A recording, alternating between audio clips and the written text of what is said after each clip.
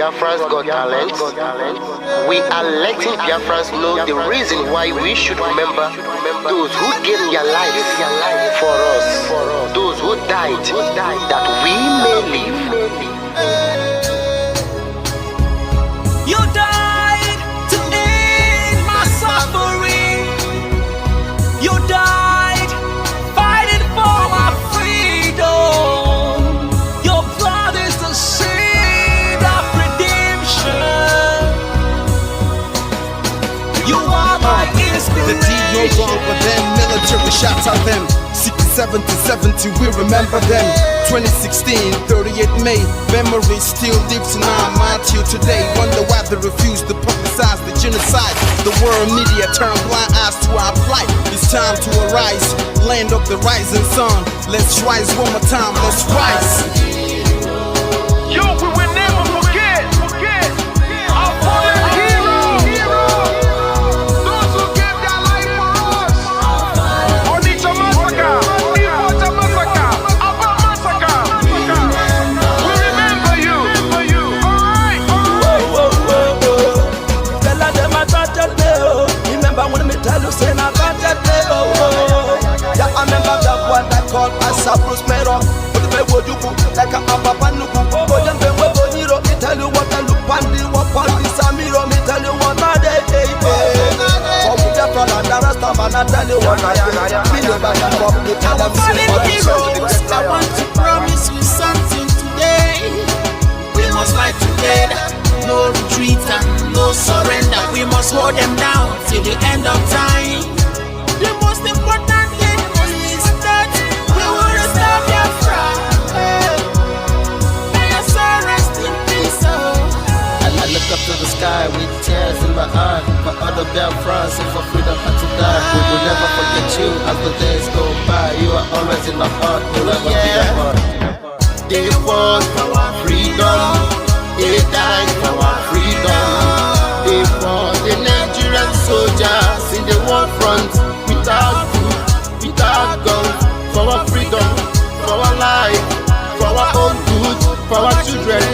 We love them, our heroes, we want them. My heart bleeds when I saw them slain. Where will I be now if not then? They will remain indelible in my heart forever, forever, forever, and ever, and ever, and ever. We serve in your plantation, and the way you paid us back with your bloody starvation. We bled in our history, that the death of my people is a mystery. No going back to get to a victory. I had a voice now call for vengeance. I never get bombed, I'ma blow like a vengeance. Yo, we will never forget our fallen heroes, those who gave their life for us. Onitsha massacre, Ipocha massacre, Aba massacre. We remember you. Alright. Where will I be now if not you? You died at Mali.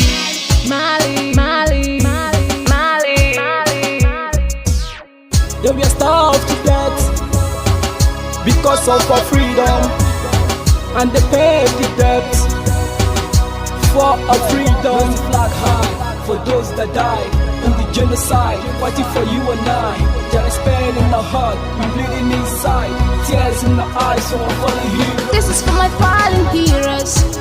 Give them a motivation, people. It's like I'm looking at myself in the mirror.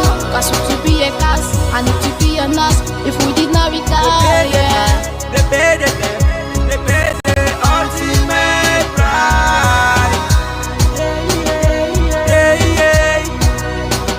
They died for the freedom of unborn child. We live for the legacy.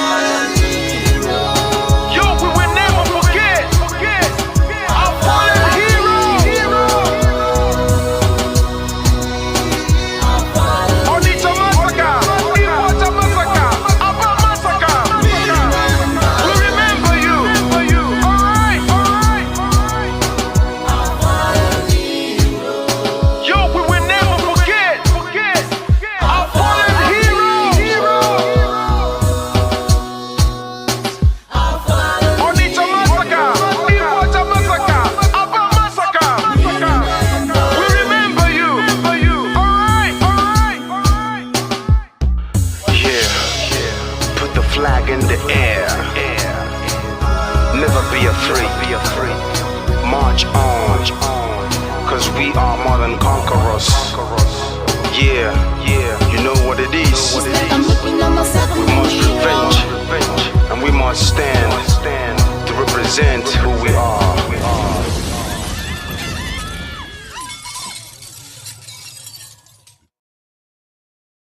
Biafrans reject the global conspiracy against the Biafran people.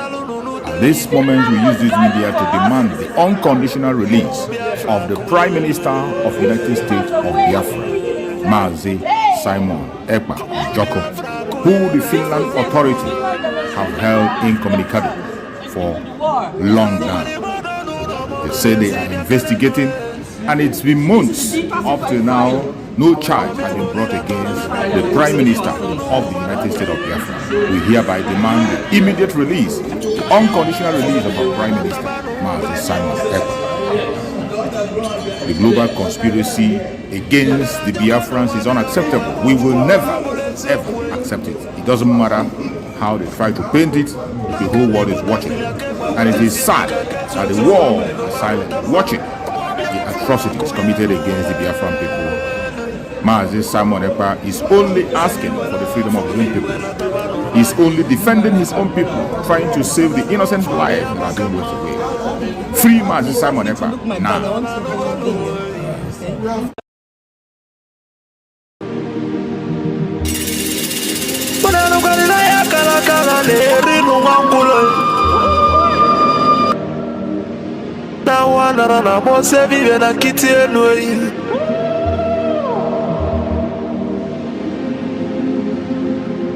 Natulaje bano mabuli vemelem. Kuja. Atibe kuna tulane bovo. Timalugo no godo koko do nyano be hule. Dani mona tulilu. Naya kalakala kwa lerinu mwangulu. Ngula matali woso jere futa mbaka njuba diali. Ama abulezi okwenu. Na baka la keluego nezi enwe. Nuboti akala keluego nudezi. Baka na baba nenu waralu nunuteyi. Umu Biafra kunyenwe. Umu Biafra kunyenwe. Unanu kwa ni mono nuno mono nezi biakenenwe.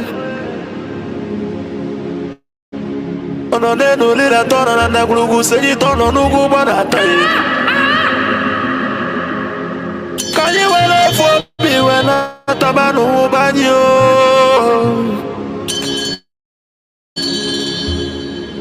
Makana njuko no 1 million we bofu wa mabulezi okwe. Naka ni kwata milake kwa wacha sienyi ka kezu ezo pabule be walo tamano. Mo Biafra kuyenwe. Kanyi wele fobi wena tabanu banyo. Makano fobi abakama. Na nugo no way.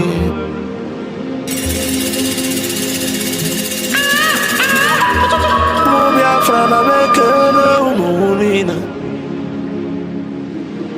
Nkabo nkani. Mwa dati na ijele wanyi bekele mi. Akwage bulu kwekene na fando to Biafra is our hope. And the Biafra is our religion. Nkodi na wata chieza muno bibonye iwere.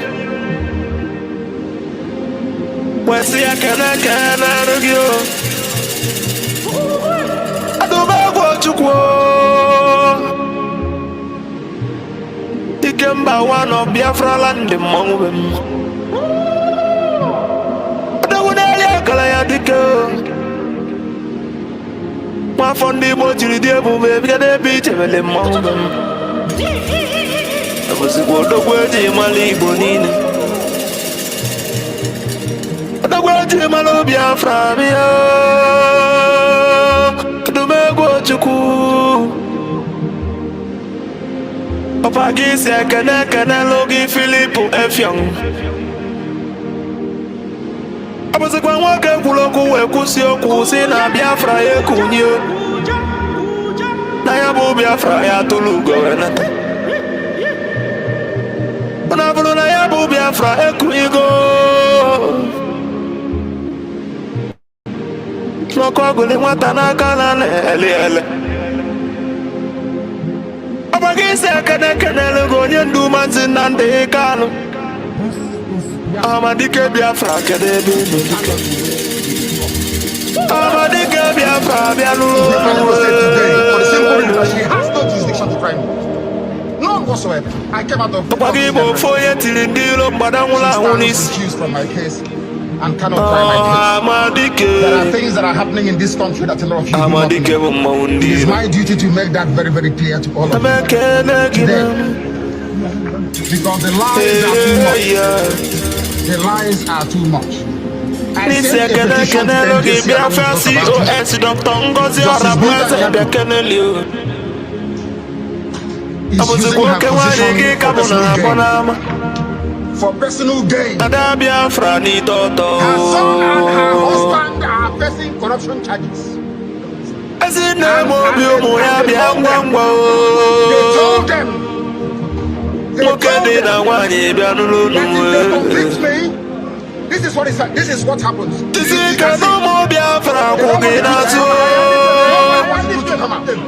Nobody wants to do this. That's the problem. They sent her to my case. So Biafran government ndị nọ na exile cabinet bịa n'ụlọ n'umwe. Ọnụ ekene unu jisinu ike na Chukwu na ndị ana ya agba unu ube. Maka na onye sụrụ ọbịa ya atọ ka anyị malụ ga-enu eyi. Jisienu ike. The Biafran Liberation Army Umuchukwu. The agents of Biafra and the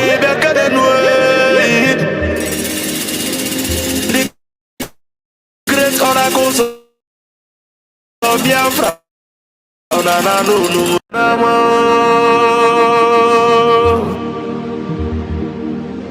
No GC canon. That's a go about home. Chukwu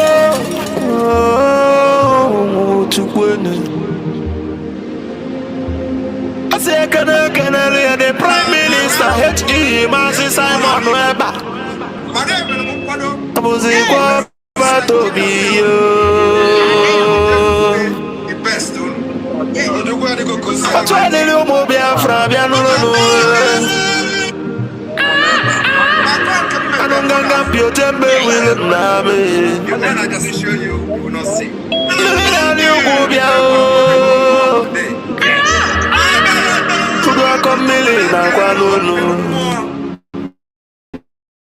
Yes.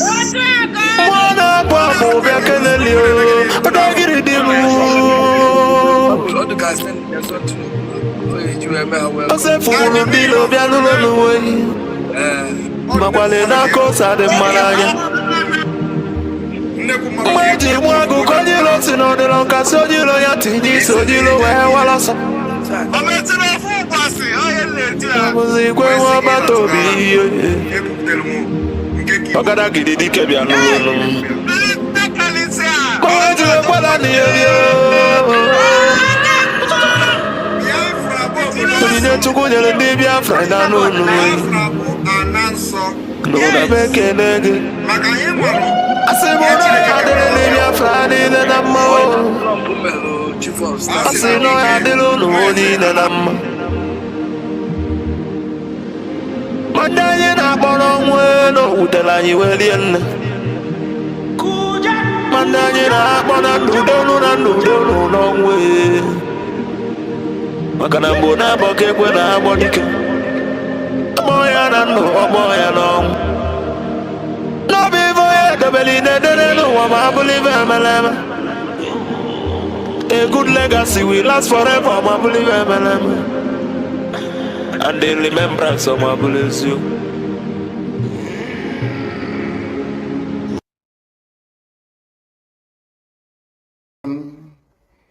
The very oldest language on the face of this very earth. Chukwu kikabia mapurumi ihe niile Chineke na onye ndị nsọ na-efe wee na-akpụ isi ala nye onye anyị na-agọzi aha nsọ ya mgbe niile onye anyị na-aja mma wee na-eto anyị enweghị iche ọzọ ewezuga gị anyị anaghị efe arụsị ọ bụ naanị gị bụ onye kere ihe niile kere eke mana omeghị onye kere ya ọ bụ ya mere ndị Igbo ji wee na-etu gị ebighị ebi ndị nsọ na-agba oche eze gị okirikiri ha na-akpụ isi ala nye gị ọbụla dị ndị okenye oru 2 na 4 bụ ndị na-atụ mkpọ ọla edo na ala ha niile si na-ede nsọ Chineke nna nke igwe n'ụtụtụ a ehihie abalị n'ụwa niile bụ ebe ụmụ gị gbasasịrị ka ụkpaka nna nke ebere dị ngọzi ka anyị na-akpọkọta ha eze ebube onye ime eluigwe wee na-arịọ gị mma gị na ebere gị amara gị na ọmịiko gị ebe ndị gị nọ anyị wee na-arịọ ka iru gị wee chaa n'ebe anyị nọ anyị wee na-arịọ gị eze ebube dị ngọzi ka igwe tinye ọgbaghara n'etiti ndị iro ka ha rabụ ndị kụziri ka ha wee megide anyị onye nwe m na Chineke nna dị nsọ ka aka nsị ndị dị etu a wee baa ha ọnụ ije obodo ekwensu bụ zuu wee laa ya n'iyi anyị wee na-arịọ gị onye na-adịgide ma ruo mgbe ebighị ebi biko ka iwe mee ka Biafra wee bịa ọsọ ọsọ nna nke ebere na ụmụ gị atakwala n'ahụhụ anyị wee na-arịọ gị iwe na anyị ezi echiche na amamihe mmekọrịta nwanne na nwanne ịdị n'otu ọganiru ịhụnanya nke pụrụ iche onye nwe m na Chineke nna ka iwe etinye ụmụ gị ezi mmụọ nke eziokwu ma wezuga anyị aka ajọ ihe n'ime ndụ anyị nna nke ebere dị ngọzi ka ọ ga-abụ n'ikpeta maazị na Biafra ga-abịa anyị ga-aja gị mma wee too gị wee gọzie aha nsọ gị isi ala nye gị bulie aha nsọ gị elu site n'ebighị ebi ma ruo n'ebighị ebi ka a na-arịọ gị ise. This very morning, all of you, I believe that those who are watching know who we are and why we do what we do. My name is Nnamdi Kanu. I am the leader of the indigenous people of Biafra all over this very planet Earth, the director of Radio Biafra and Biafra Television, and by the very special grace of the Most High Elohim, Chukwu Kikabia Mapurumi Henine, servant of the wonderful people of Biafra. We are live and we are direct this very morning, afternoon, or night, depending on where you are. And we start this very day by making it abundantly clear that the greatest enemy of a black man is the way that we reason. If not that the way we reason is very, very abhorrent, there is no need or reason why we should be suffering and complaining every blessed day without the courage to do something about it. Fighting a war, knowing the difficulties, the odds against us, there is an element of fatalism, people feeling, well, if the world chooses to abandon us, then perhaps it is better we all perish. They don't ever consider a Biafra not free. They believe in either Biafra free or no Biafra at all. That means none of us living to see it. I want to let the world understand what the so-called founding fathers of the Zoological Republic actually said about Nigeria. Since 1914, the British government has been trying to make Nigeria into one country, but the Nigerian people themselves are historically different in their backgrounds, in their religious beliefs and customs. They do not show themselves any sign of willingness to unite. Nigerian unity is only a British invention. Alhaji Sir Abubakar Tafawa Balewa, 1948, a founding father of Nigeria. The second one, Nigeria is not a nation. It is a mere geographical expression. There are no Nigerians in the same sense as there are English, Welsh, or French. The word Nigeria is a mere distinctive appellation to distinguish those who live within the boundaries of Nigeria and those who do not.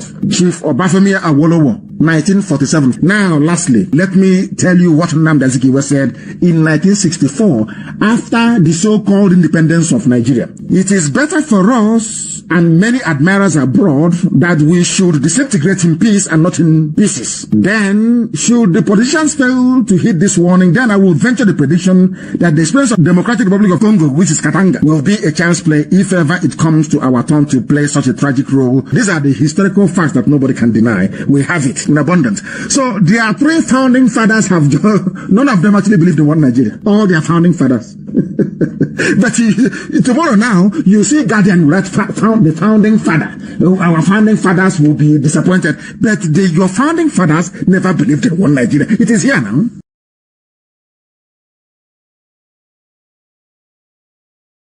Unless you understand your role in society, you can never ever make any meaningful contribution. According to the Greeks, there are three types of people on this earth: the idiots, the tribesmen, and the citizens. People don't know the meaning of the word idiot. They think it's an insult. It's not an insult. When the Greeks used the word idiots, they did not use it as a curse word. Idiots are people who just do not care. That is the original meaning of the word. If they write exams, they will cheat. If they are in government, they will steal. An idiot does not care at all. If he eats banana, he throws the peel anywhere instead of putting it in a trash can. According to the Greeks, some societies have more idiots than tribesmen and citizens. As I used to say before, Nigeria is full of idiots. Idiots. As one brother wrote very eloquently, he said there are saboteurs everywhere, that every ethnic group have their own saboteurs, but there is something special about an Igbo sabo. that an Igbo saboteur is the special breed altogether. That his own sabo is spiritual saboteur. What drives him or her, he or she wouldn't know. If they try to be like you and they cannot be like you, the next thing is envy. And another thing is, what do I do to bring him down to my level?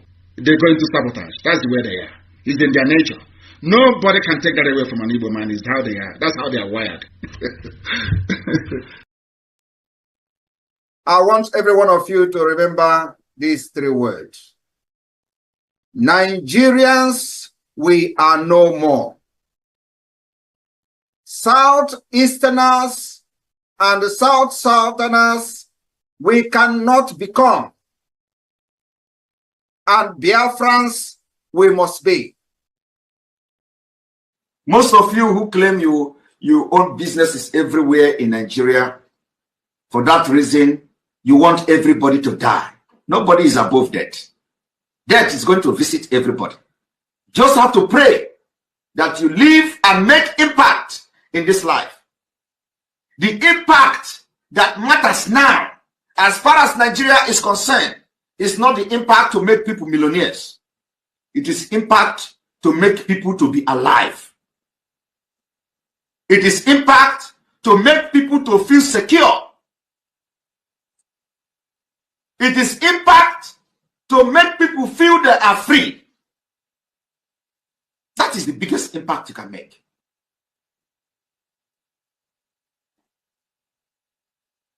Millions are going to come. People will become millionaires when they are alive. Of what use is it? You make somebody millionaire today and tomorrow he died by gunshot from Fulani. Of what use will it be to the society? You pick up somebody and send him abroad and he come back to Nigeria and police will kill him. It is happening every day. Why do you want to continue to be part of a country like that?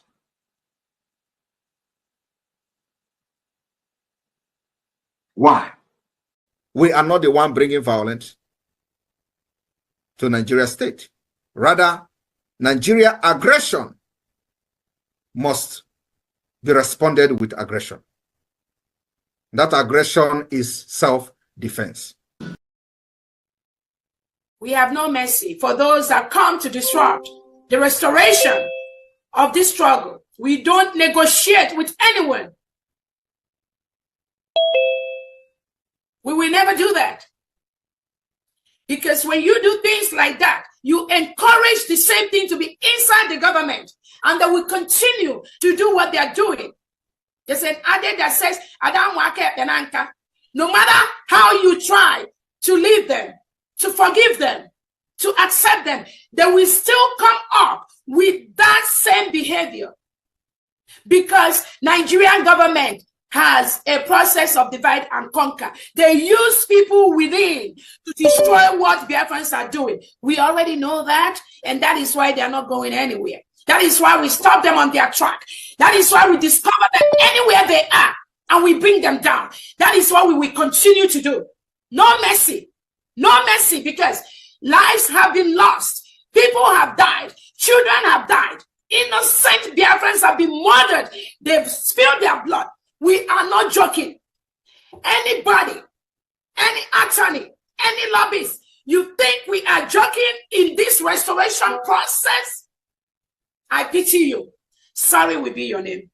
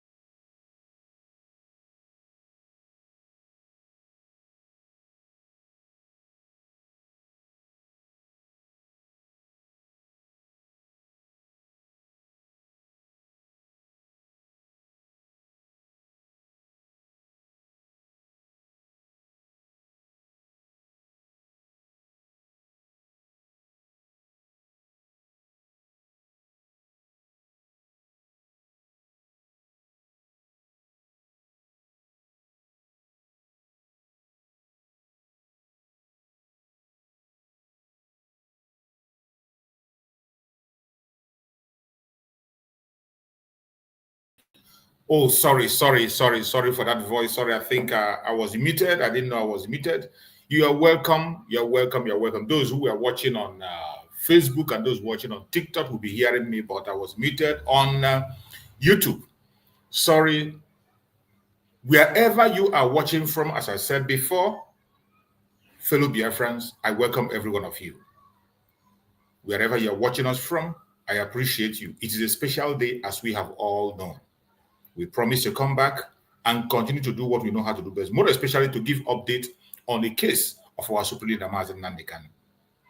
For those who are joining us for the very first time and those who are going to come across our video for the very first time, please like and share this video. Like and share. Make sure you like and share this video and touch your notification bell so that you'll be notified. Each time we come online, you'll be notified so that you can be able to join us live and follow up. This platform where you are watching this program is a platform that is under the United States of Biafra.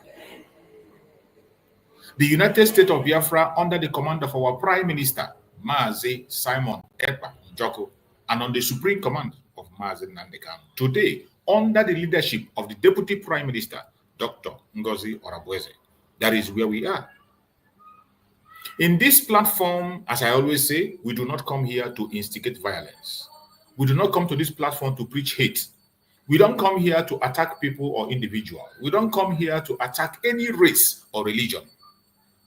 What we do here is to project the freedom of the people before the whole world. We are here to speak up for those who don't have a voice. We are here to support humanity. We are here to support freedom for all, regardless your race, your religion, your location, your orientation. As long as you are genuinely seeking for freedom, we are here for you and you are welcome in this very platform. Most importantly, in this platform, we project the issue of Biafra before the whole world. The Biafran people, everyone have heard our story. But in case you have not heard or you pretend not to hear, Biafra is a country that has existed from 1967 up until 1970. Fought a brutal war, which could be termed as a genocidal war, fought between Nigeria and Biafra. And Nigeria with its allies, the British, the French, the Russians, to an extent the United States, fought against Biafra for 3 good years. In that war, they used starvation, which is against Geneva Convention. Using starvation for war, they starved Biafran children to death. Millions of Biafran people Children, more especially, lost their life in that war. But somehow, they have decided to maneuver it because the people who were directly involved in that war are the people today controlling the affairs of the world. You can imagine. The French, the United Kingdom, the Russians, to an extent the United States, they were all involved in that war against the Biafrans. That is why that war cannot be tagged a genocidal war. That is the second genocide that has been committed on this planet Earth after the Holocaust. The next war you can be able to talk about after the Holocaust is the Biafran Civil War. So we, the Biafran people, we have lived it, we have seen it, we have had it, and we are here to tell our stories. So many false information have been pushed out there against the Biafrans by the Nigerian government. They have told some negative stories about us. They have told some bad stories about our leaders, from Dim Odumegwu to Mazi Nnamdi Kanu, the supreme leader of IPOB that is in court today, to our Prime Minister, Mazi Simon Ekpa, and today, Dr. Ngozi Orabueze, the Deputy Prime Minister. They have told different kinds of lies. They have cooked up different kinds of lies and stories against them. And that is why we, the Biafran people, have taken it upon ourselves to come online on a daily basis to educate the world about what is happening in Biafran territory. The Biafran war that lasted from 1967 to 1970 did not end. Even though it ended in paper, it didn't end. The war continues up to this moment as I'm speaking. Nigerian government is still fighting against the Biafrans.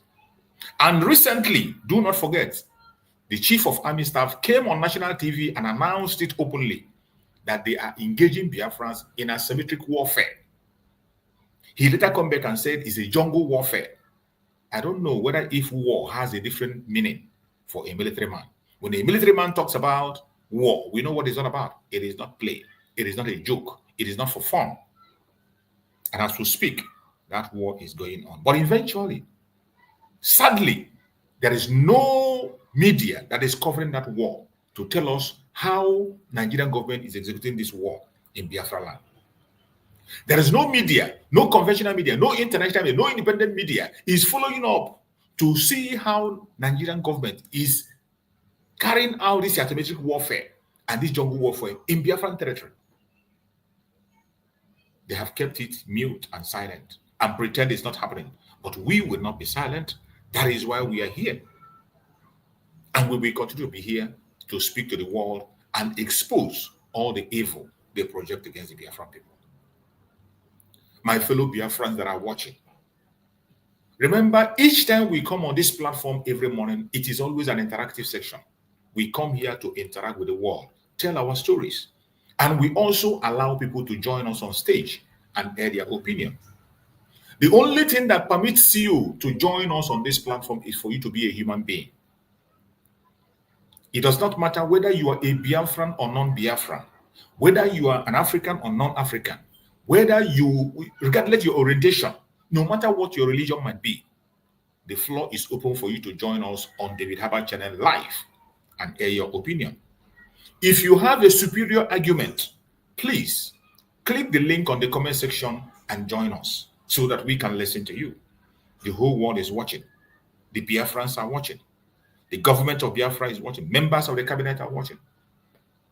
Our Secretary of Information is watching. So whatever you say here will be carried along and it will get to the right source.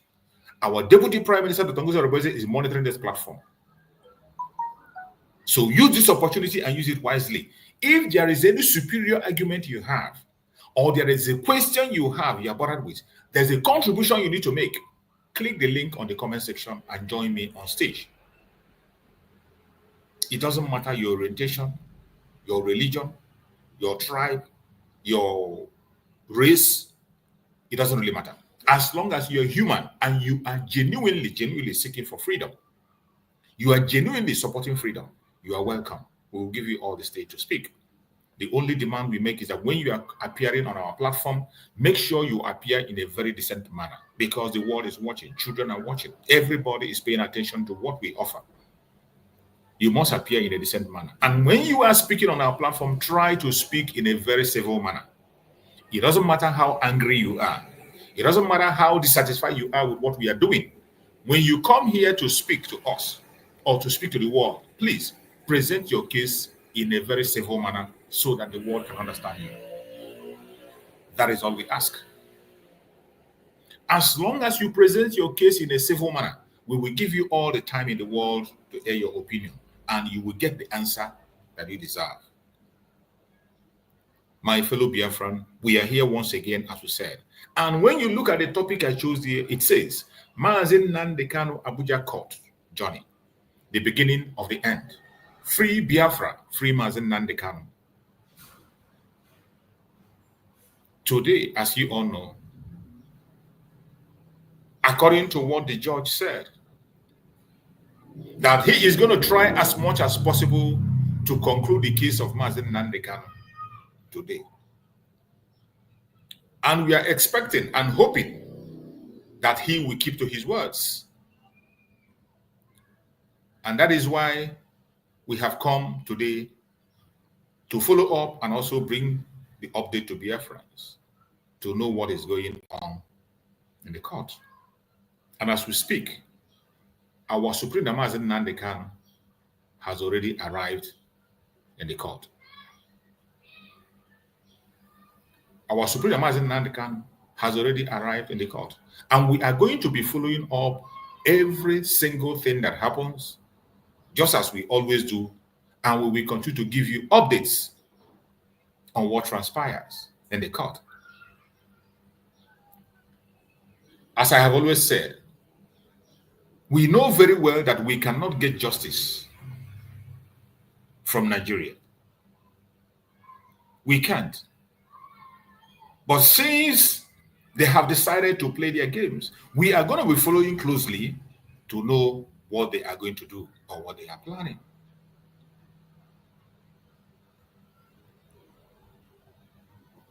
Nigeria, as we all know, is a very lawless country. Very, very lawless. The man they are trying today in their court, do not forget that this man, the supreme leader of IPOB, Mazi Nnamdi Kanu, has passed through this process before. And their court said that Mazi Nnamdi Kanu is innocent. In their own word, they did not find Mazi Nnamdi Kanu guilty. In fact, one of the courts said that there is no court in Nigeria that has the jurisdiction to try Mazi Nnamdi Kanu's case until they explain the situation surrounding his kidnap from Kenya. The kidnap of Mazi Nnamdi Kanu, the extraordinary rendition to Nigeria, is illegal. And you cannot stand on illegality and you continue to try a man. You must first of all solve the illegality in the case of Mazi Nnamdi Kanu, which is carried out by Nigerian government before you can ever talk of a trial. As long as they continue to try Mazi Nnamdi Kanu without clearing that illegality in the case, there is no justice in what they are doing. Have that in the back of your mind. There is no justice anywhere for Mazi Nnamdi Kanu. That is why I always remind Biafrans, we should never ever forget that the freedom of Mazi Nnamdi Kanu lies in our hands. It lies in your hands. It lies in my hands. Whatever we do, the actions we take, the way we respond, we decide if Mazi Nnamdi Kanu will be free and join us or not. If Mazi Nnamdi Kanu will regain his freedom or not, it depends on you. It depends on me. Not on what you are seeing in the court. The supreme leader of IPOB, Mazi Nnamdi Kanu, only gave them the opportunity to test their wisdom as they wanted to test it. But in the actual sense of it, Mazi Nnamdi Kanu is not supposed to stand trial in Nigeria. And the Nigerian law says that anyone that makes a move to try Mazi Nnamdi Kanu based on the illegality they have already committed, crime they have committed, that those people are terrorists. Their own law says that trying anybody that stands to try Mazi Nnamdi Kanu is a terrorist. Now you understand, when we call Nigerian government a terrorist government, from all ramifications, from all angles, in their actions, in their behaviors, in their operations, Nigerian government is a terrorist government. The supreme leader of IPOB, Mazi Nnamdi Kanu, have already been vindicated. Even a court in Nigeria told them to pay compensation to Mazi Nnamdi Kanu, but they refused. Instead, they went ahead and began to push their propaganda and blackmail. Up to this moment, some idiots, some criminal media in Nigeria are still reporting that Mazi Nnamdi Kanu jumped bail. Remember 2015. This case you are seeing didn't start 5 years ago that he was detained. It was more than 10 years ago, 2015. The evidence they provided yesterday and the videos they were provided and playing was from 2015. What transpired in 2015? As at that 2015, what stalled the case was the issue of testifying with a covered face. Mazi Nnamdi Kanu rejected anybody being hooded to testify. You must come and testify and tell us who you are, and we will know you. Which is the right thing to do. They decided to use that to postpone the case and postpone, adjourn, until Mazi Nnamdi Kanu. They gave him their fake bail, which is what I never support. Even in this case we're talking about now, we are watching. At the end of the day, you will see them going to say they grant him bail. And after giving him bail, there is every probability that they're going to give him different kinds of conditions, bail conditions. They give him bail conditions because after this nonsense you are doing today, it will end on bail. It is going to end on bail. And after the bail, they will now bring their conditions and then begin to attach Mazi Nnamdi Kanu to politicians. I am telling you what I'm expecting. I am not saying that exactly is not what has happened, that this is my own projection of what I'm seeing that is going to happen because it happened before. Based on what Nigeria is, based on what they do, that is where I'm speaking from. That after this case we are seeing today, knowing fully whether Mazi Nnamdi Kanu has no case, and at the first instance, they were not even supposed to call off his bail. He was supposed to enjoy his bail fully because when they gave him bail, he was busy enjoying his bail in his home, and they sent military men to go and take his life. Don't forget that. Don't ever forget that.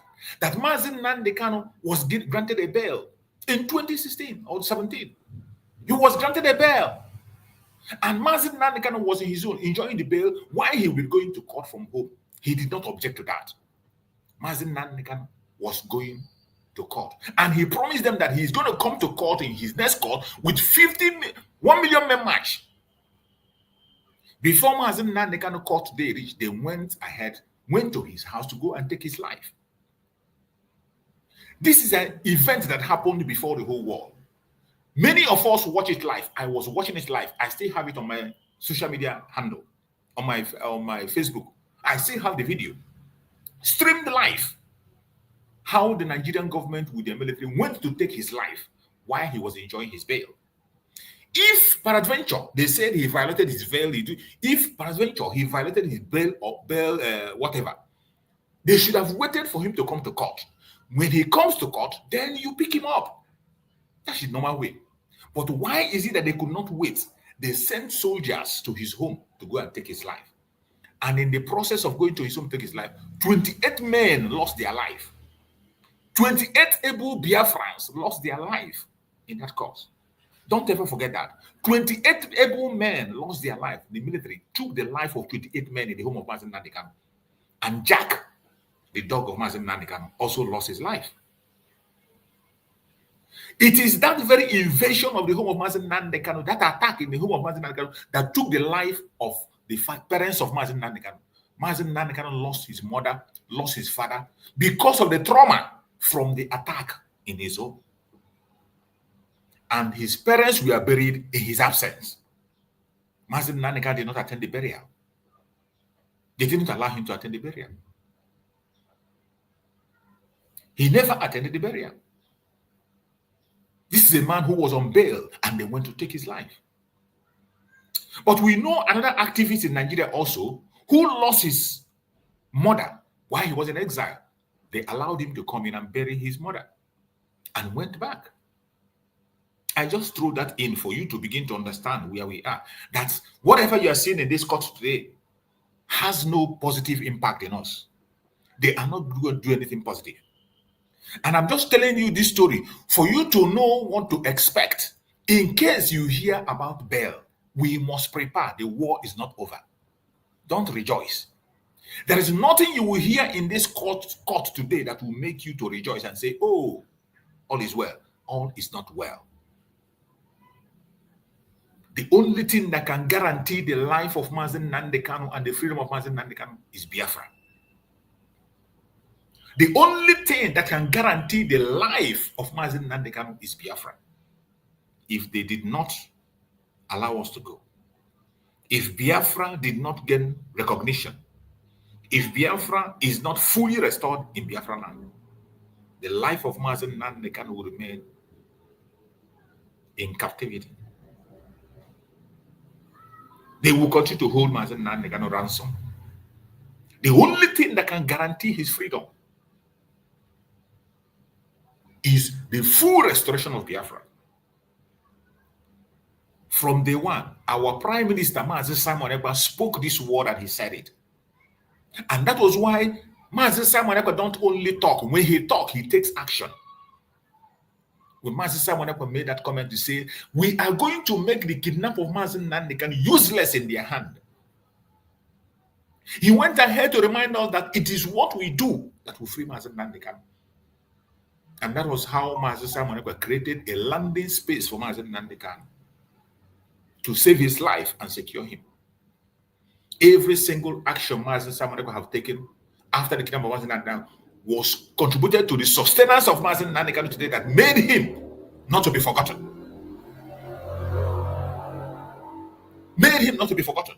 He remained on the front line up to today.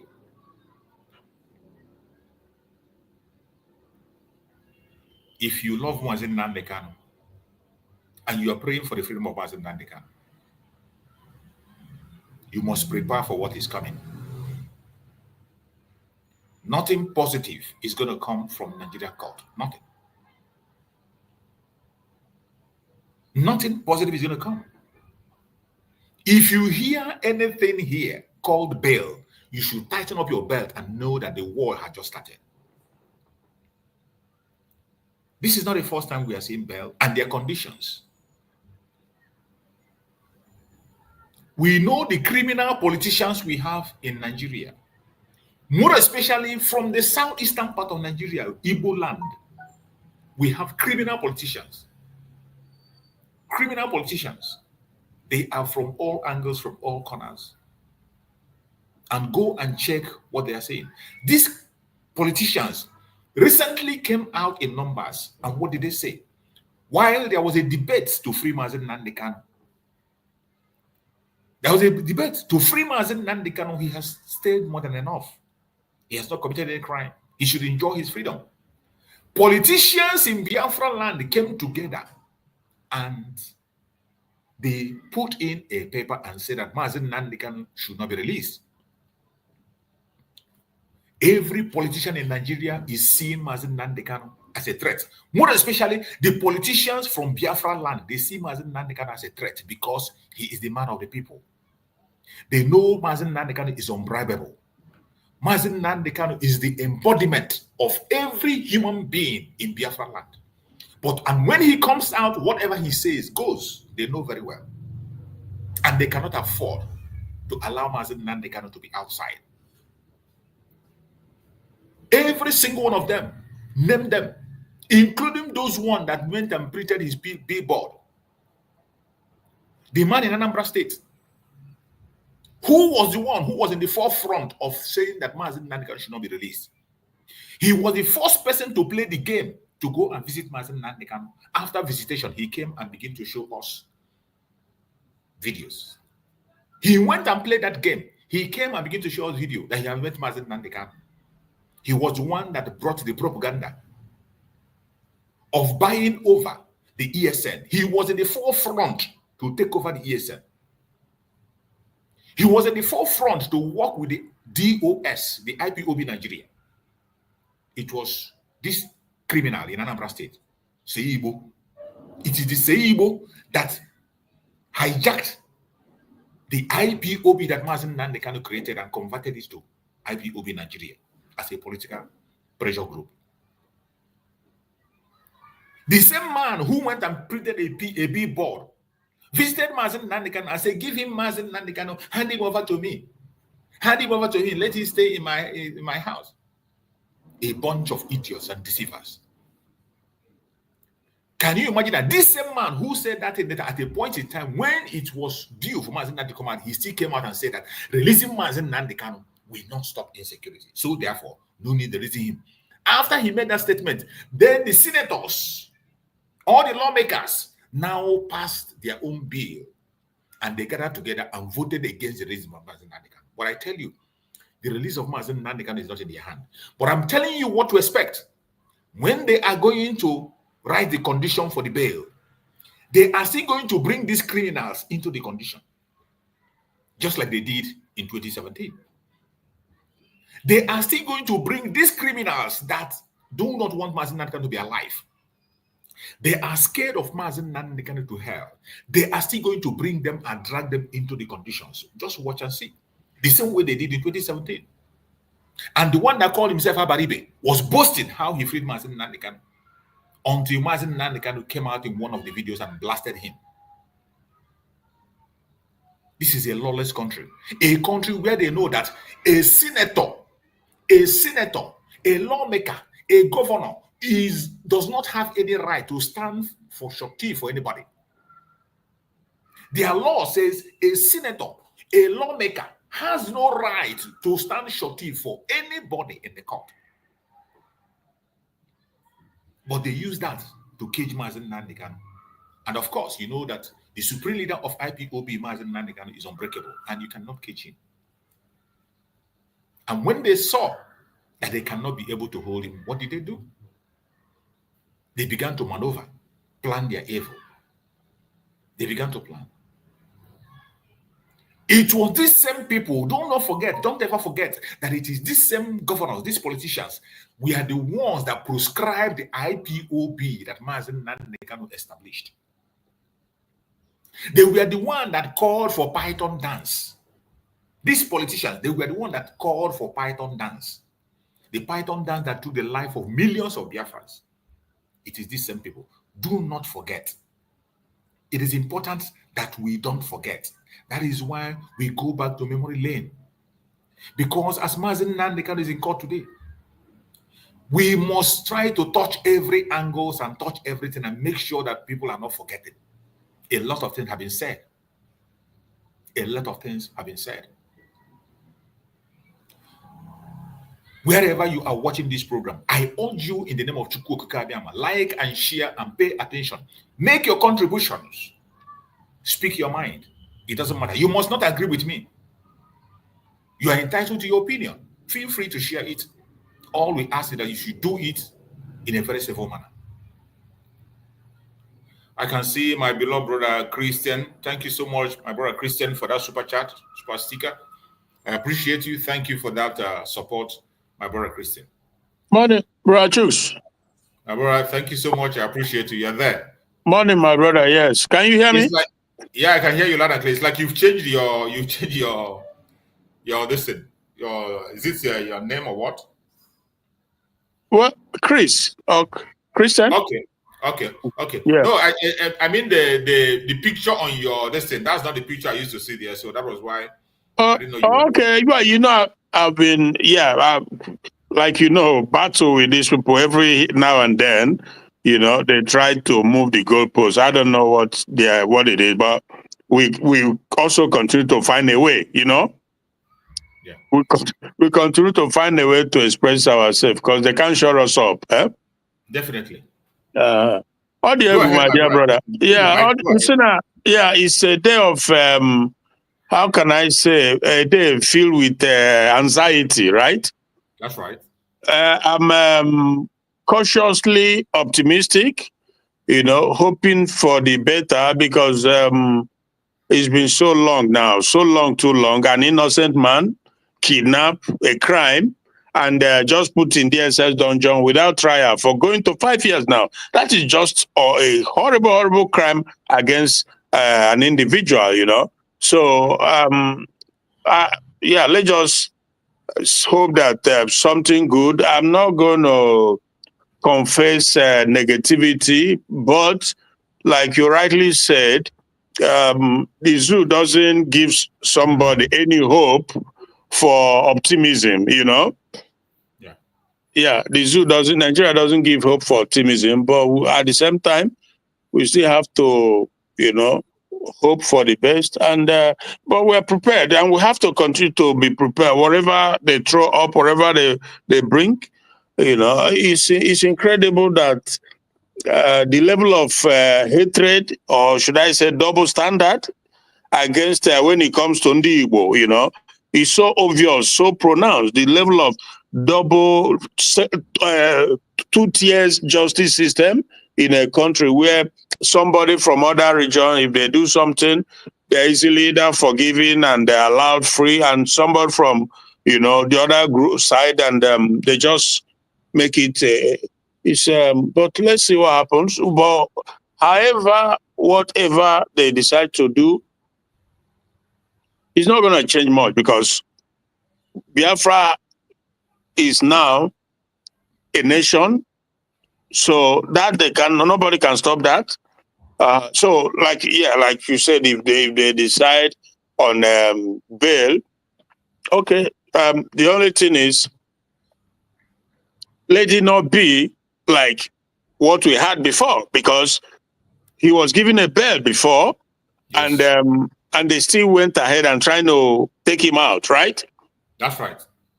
So, but maybe we just have this reservation and see at the end of the day what happens. Then we can now begin to lend our voices to it, because, yeah, well, first of all, everything should come to an end today. So I like the fact that we'll be able to know the position where we are by the end of today. So that is first the good aspect. Then afterwards, whatever happens, we take it from there. You know, because like I said, he doesn't deserve bail. There's absolutely no reason for him to be given a bail, because he hasn't committed any crime. Rather, they are the one that has committed a crime against him. Exactly. So, but I'm sure that the solicitors, you know, the lawyers, they will be able also to take note of the fact that we don't want a repeat of what happened in 2017. So, but again, I don't want to say much, you know, because I remember back then when we were always discussing this issue online, then a woman who lives in Britain, I'm trying to remember her name now. He said that we shouldn't be giving the zoo ideas. That sometimes when we talk, like when you talk about bail, or like not expecting anything, blah blah blah. So she was more or less like, they listen to us. So these people, they are, you know, but I don't know. Yeah, she said they listen to us. They listen to us. Yeah, they do. They do. Yeah, that's what I was saying when I talk about public opinion. They always do. Of course. So she was telling me, let's not be giving them like ideas on how to go about it, because confusion reigns supreme in their camp too, because they've committed a crime against humanity and against God. They know it, you know. So they are very confused and scared of a man who has come to liberate his people, a man who speaks truth to power bravely and courageously. But yeah, we see at the end. I won't be able to say much until we get the pronouncement. Then we see from there how it goes. So we begin to make our contributions in the form of ideas and suggestions and what have you. So that it's a very, very, it's a crucial day today. And let's see what happens, my dear brother. I'm with you anyway, because it's a good day for me today. Yeah. Thank you so much, my brother. I appreciate you. Thank you so much for that very wonderful submission. And we will continue to give the update as it comes, whatever comes on our table. We are going to share with Biafrans so that Biafrans can be aware. And as we are speaking, the court is already sitting, and they are already progressing to see what today is going to be. So from Thinker,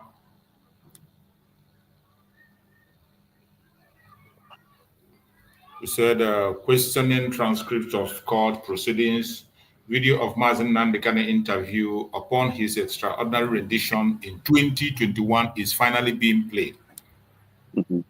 They are playing the video now. Prosecution, witness BBB, can you identify the people in the video? Witness, yes, I can. Prosecution, who are the people in the video sitting next to Nnamdi Kanu? Witness, Aloy, Ejimako, Habila, both are lawyers. Prosecution, Mr. Kanu, in this video, could you tell us about the indigenous people of Biafra? Mazi Nnamdi Kanu, I am the leader of IPOB. I was granted bail in 2017 after arrest 2 years earlier. However, I was in my house and army came to kill me. The army invaded my house and killed 28 people. Family writers. Yeah. So that was how far they are now interrogating. So the cross-examination have started. So while they progress, whatever they say, we will still bring it up. And so it's just like what we have just said transpired in 2015, as if we knew what was going on in the court. So that is actually what they are saying. And when you look at what transpired in the past, Mazi Nnamdi Kanu really has no case with these people. But because these people are evil, can you believe that even up till now, some media are still saying that Mazi Nnamdi Kanu jumped bail when they are writing? They are still using a write-up that Mazi Nnamdi Kanu jumped bail. Just like one of the criminal media, Vanguard wrote in their own media and said that Mazi Nnamdi Kanu admitted that he incited people to take the life of military men. Something that never happened. Nigerian media is one of the evil entity that I do not know the planet they come from. Yeah. They project things that never happened. And these are the people that they are using to change the narrative. And that is why it is important that every one of us be online and speak. Thank God these days we have the social media. People pay more attention on social media than all those nonsense they are doing there. Go and check them when they are doing their program. How many people are watching them? Unlike when the Biafrans are doing their program. When our Prime Minister Mazi Nnamdi is here, when our Prime Minister Mazi Nnamdi is doing program, you will see about 4,000 people, 5,000 people watching him live. When you combine all the people that are watching his program in a program, you have up to 30,000 people watching him live. How many of them is having such kind of audience? You see why it is important that every one of us should be engaging. And when you join any program that concerns Biafra issue, share it on your platform. Share it to family and friends. Don't just keep it to yourself. Share it. Every one of us have to engage in this radical evangelism. That is how we can be able to overcome the lies they are pushing against us as Biafrans. This lie is not just against one person. It's against all of us. Every lie they tell against Mazi Nnamdi Kanu has effect on you, has effect on me. Every lie they tell against Mazi Simon Ekpa today has effect on you, has effect on me. But some of us are so naive that we don't know this. Every lie you tell against Dr. Ngozi Rabweze, you think you are talking to, have effect on you. It will bounce back on you. That is why when we see these lies, we debunk them, we trash them, and we throw them into the dustbin where they belong. Mazi Nnamdi Kanu, they are seeing the court today, is not supposed to be, has no business with their court. He has not committed any crime. He has not. He has not. Just like the video they were playing, the video they played in the court yesterday. This is the video. Let me play the transcript they played in the court. This is the video they played in the court yesterday. Let's listen. We are Mazi Nnamdi Kanu. Problem we have. The same thing that happened in Akwa. If they succeed in triangulating, because in life everything is in triangle, if they get away, if they take you boss up or sack up them, they're finished as a people. Completely gone as a race. You will come back home, you know the way to your father's compound, because they are coming. Program is everywhere in their program. They will over. This was Mazi Nnamdi Kanu meeting with World Igbo Congress. In America? In America. They played this video in court yesterday. Oh, really? Wow. This very video was played in court yesterday. Mm-hmm. as one of their evidence. And I want everybody to pay attention to this video. After listening to this video, you go and listen to the video of, what do they call him? Former Chief of Army Staff. That's his name? The one that is telling his men to defend themselves. Oh, Danjuma. Danjuma. Let us listen to what Mazi Nnamdi Kanu said in this video. Then we go back to Danjuma and hear what Danjuma said. Then compare it. Let us see. Even this last Sunday, that pastor, Enonche or Enenche. Exactly. I saw the video of Enenche. Exactly. So everybody, so obviously, oh my goodness. But like I said, let us continue to follow them and see what happens, because they are just, this is not, this is pure. Anyway, okay, let's watch the video, bro, and see. Okay. One big, massive problem we have. The same thing that happened in Akwa. If they succeed in triangulating, because in life everything is in triangle, if they get away, if they take you, or Harcourt, then we are finished as a people. Completely gone. As a race. You will come back home, you know the way to your father's compound, because they are coming. Program is everywhere in Biafra. They will overrun us in a matter of minutes. And the world will not talk about it, because mankind is afraid of Biafra. They believe that Biafra, after Biafra comes, the world will come to an end. Ask any wise man, they will tell you. They believe that Biafra is the last miracle. Once it comes, life will come to an end as you know it. They will know that they are wrong. We know that this very promise that was made to us a long time ago, only if we go back to the Most High, we will realize our potential must be seen in our lifetime. Biafra is very old. Those who don't know what Biafra, I'm from Afara, a place with B.I. in front of my village, you have Biafra. So we know who we are. We are not mistaken about our belief in the irreducibility of Biafra as a nation, as a people, as those who have come here to bring life to the world. That's what we answer Indian person. There is no place you go to Mujuku and say, I don't know, not even the Jews answer Mujuku. I'm sure you know what it means. We have a place in Elugu called, what's the name again? It's called Umwan Yibu, is that correct? The children of the kingdom of heaven. I don't know what else you need. We shouldn't be here in the first place. We should be in our land development, building it. So I can travel all the way from my village and I can go to, maybe travel to Amansi and then go back the same night. We have the potential in this room to do it. Only if we can rise up to that very challenge.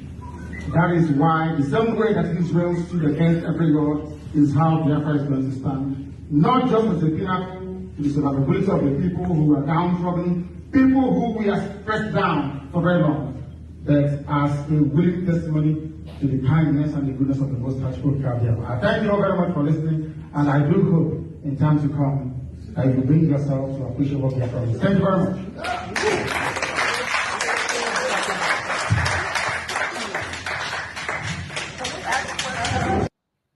This is the video that was played in court yesterday. What's wrong has Mazi Nnamdi Kanu done in this video? You took it from my mouth. I was gonna say, what is wrong here? Well, there's not even one. I mean, you inspire your people. You try to show them the way, the light, the truth, truth. So, what is wrong there? I don't know. About the insecurity, what is happening to what the Fulanis are doing today was what Mazi Nnamdi Kanu was warning about here. Exactly. Yeah. And if you can bring this as an exhibit against Mazi Nnamdi Kanu, what happens to what Danjuma is saying? Let me play that Danjuma on. Let us hear what Danjuma is saying in his own. So let us compare and see who is supposed to be standing trial. Let me get the video of Danjuma so that we can hear what Danjuma himself said. Because you can't be in such a country where there will be two rules. A country where there will be two rules guiding the country. Some people are untouchable, while some people have no right to speak. You have just seen the video they played in the court. Mazi Nnamdi Kanu warning Biafrans about the impending doom that is coming. Now let us listen to Danjuma. What Danjuma has to say. Revolutionary remarks, sir.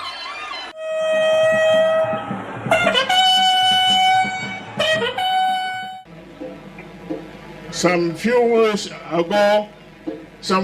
years ago,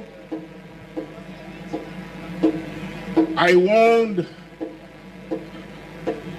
that the armed forces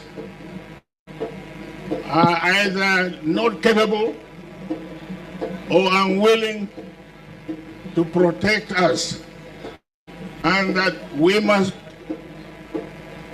defend ourselves.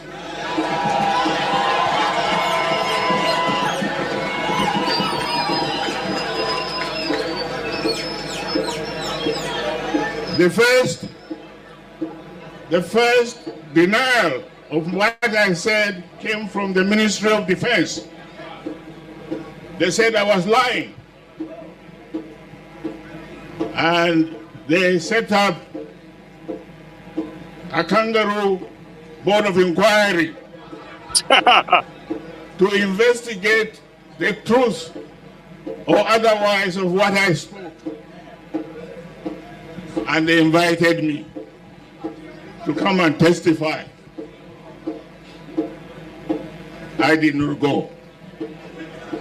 I did not go. Yeah.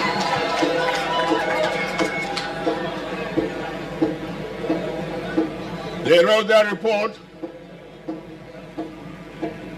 which said that I was only speculating, that there was no evidence. And now there is evidence. The whole country now is being run and overrun. Wow. Okay.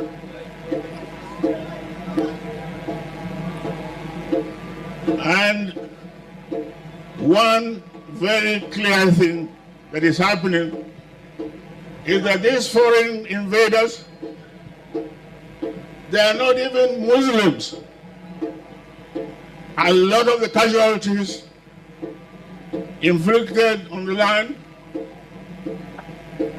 are on Muslims. They are destroying even mosques, but they were allowed to come into the country by our government. Okay. Direct accusation. Yeah. Now, as a soldier, my training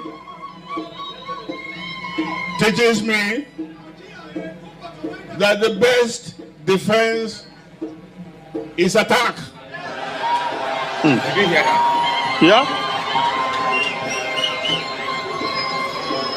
Right now,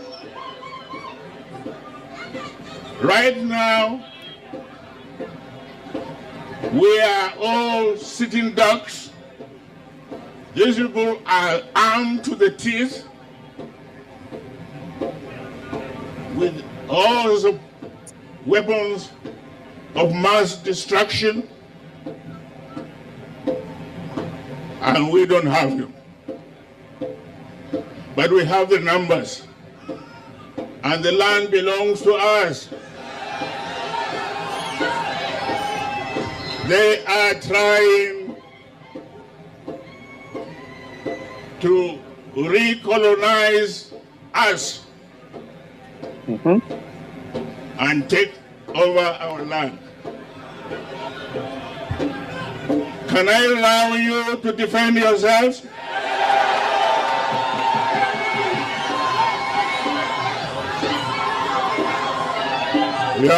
Your Majesty, you heard what they've said.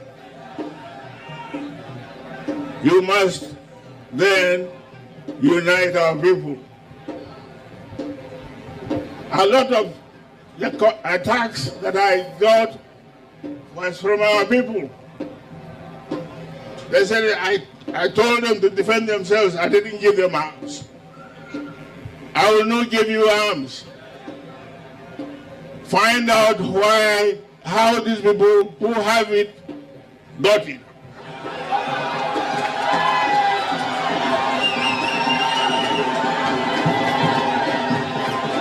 Use the same means, use the same means to defend you, to defend yourselves. This beautiful land called Nigeria, the biggest country for black men in the whole world, is being brought to ruins by absolutely useless criminals. But how did they get here? How did they get here? Most of them are foreigners. Of course, we know there are collaborators among them. Some of them may be even here.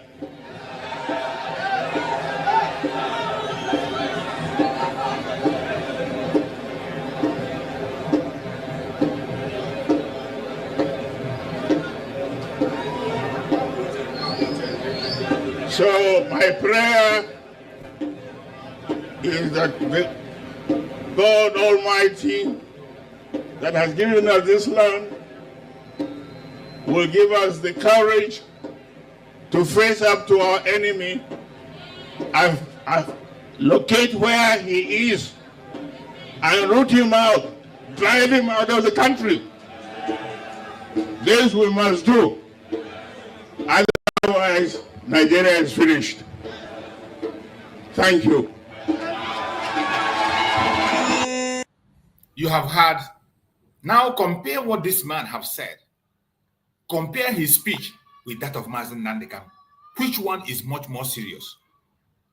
Which one is much grievous? Which one is incitement? But this man made this statement in Nigeria. And in case of Mazi Nnamdi Kanu, that statement was made outside Nigeria, where he went to meet his people. A meeting that was held outside Nigeria. But this one is happening right there in Nigeria. Look at the crowd. He went ahead to tell them to acquire weapons.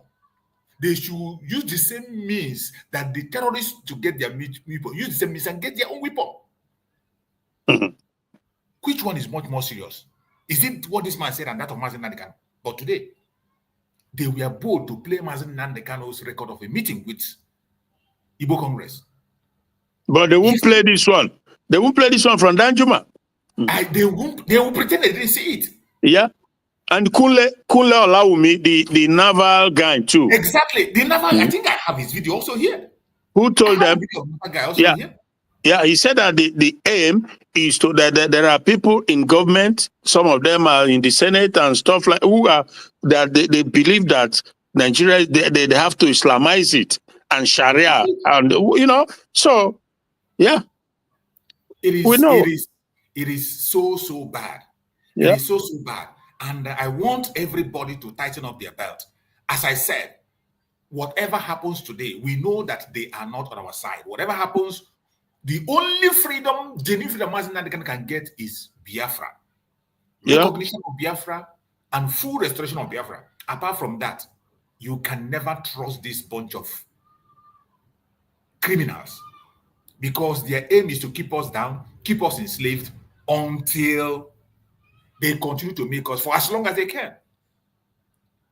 So I will see my brother Greg. Before I allow my brother Greg to take up the mic and speak, let us take one of our jingles for the program that is coming ahead before we now proceed, and our brother Greg will take up the mic.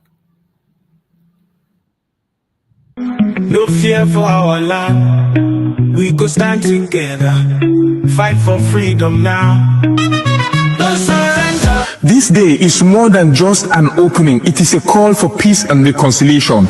Join us at the first ever Biafra Peace Summit, where the past and present voices for Biafra independence come together. No segregation, no division, just one people with one purpose. An occasion to voice our differences, resolve them, and stand stronger as one people. May 30th is also our separate Biafra Heroes Remembrance Day, when we honor the brave souls of men and women who fought and children who fell from the genocidal war of 1967 to 1970, where over 3 million Biafrans lost their lives. The day we honor those unjustly imprisoned and killed before the war, during the war, and presently. simply for being Biafrans. We salute our past and present leaders, from the vision of Chukwuemeka Odumegwu Ojukwu to the resilience of Philip Effiong, the fearless dedication of Mazi Nnamdi Kanu, and the unwavering courage of Simon Ekpa Odogu, who have carried the torch of our struggle. Their sacrifices and leadership lights our paths forward. As we all know, for far too long, we've endured suffering at the hands of our enemies and division from within. This summit is power-packed to heal those wounds, to uproot seeds of discord planted among us, and to unite Biafrans across tribes, regions, religions, and political views. Together, we are unstoppable. Be part of history. Join us on May 30th, 2025 at the United States of Biafra headquarters in Washington, D.C. A day of unity, remembrance, and renewal. Biafra rises as one strong nation, bolder together. Venue, 11726 Connecticut Avenue, Northwest Washington, D.C. Time, 3 p.m. Biafra time and 10 a.m. Washington time. 30th of May 2025, a united Biafra. Our time is now. This message is proudly sponsored by the Office of the United States of Biafra Deputy Prime Minister, Her Excellency Dr. Ngozi Orabweze, and the Biafra Information, Telecommunication and Postal Service. My name is Marvelous Chukwubikem Arinze.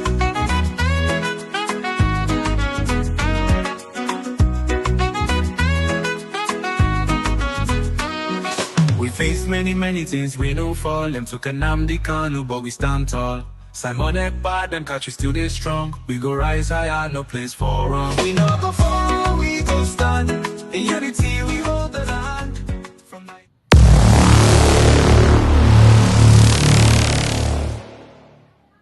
You're welcome back, welcome back, welcome back. Thank you so much for your patience. Thank you for waiting. Every one of us should be up and doing. Remember, today we mark it as the beginning of the end of the case of Mazi Nnamdi Kanu. The beginning of the end. It does not matter what they decide or what they say. The freedom of Mazi Nnamdi Kanu lies in my hands, lies in your hands. We, the Biafran people, will take the decision.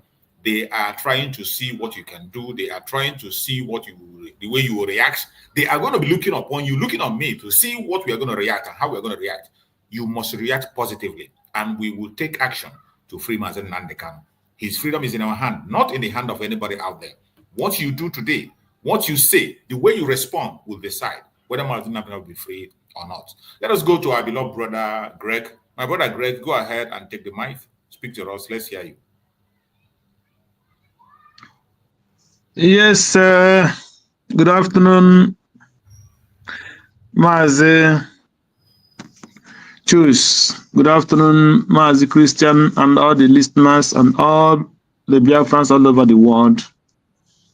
I salute you this afternoon as we are standing this afternoon with every high intention, looking forward to what is going to come out, for everything work out for them that love God.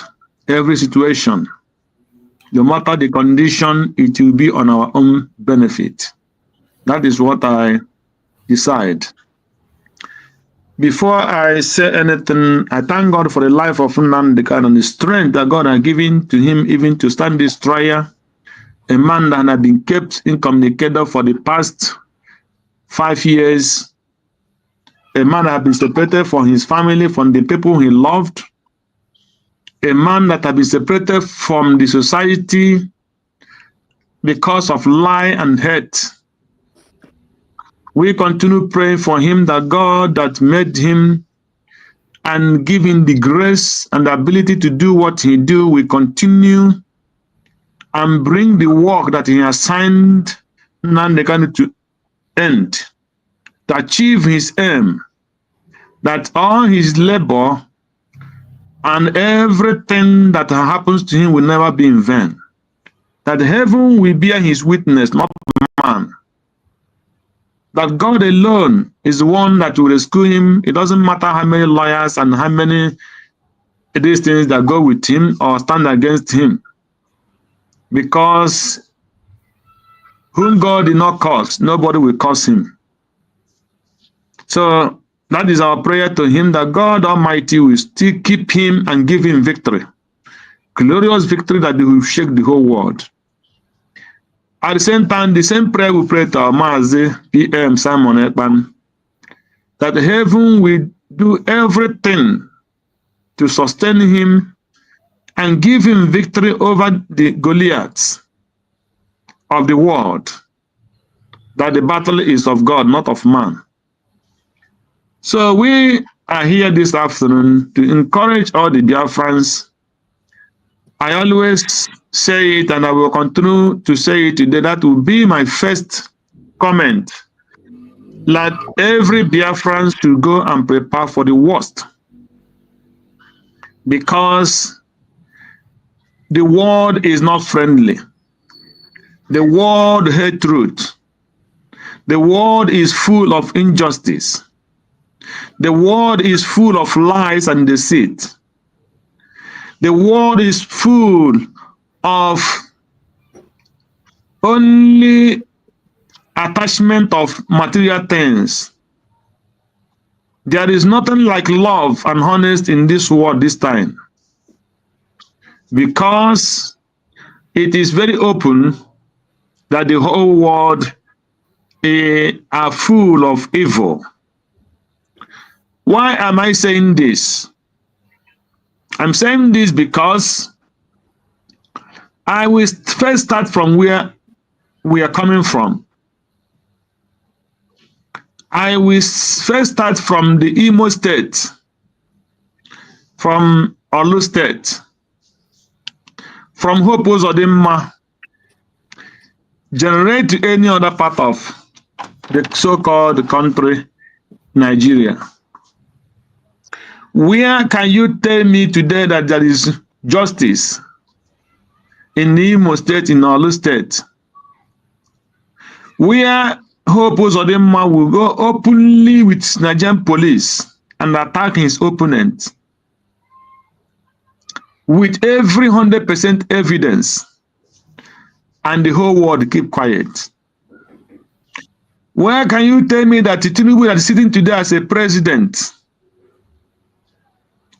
use thugs and the police in Lagos State, the one that is very, very vivid, attack his opponents, kill the people that want to vote against him, destroy their businesses and their shops, and the world keep quiet?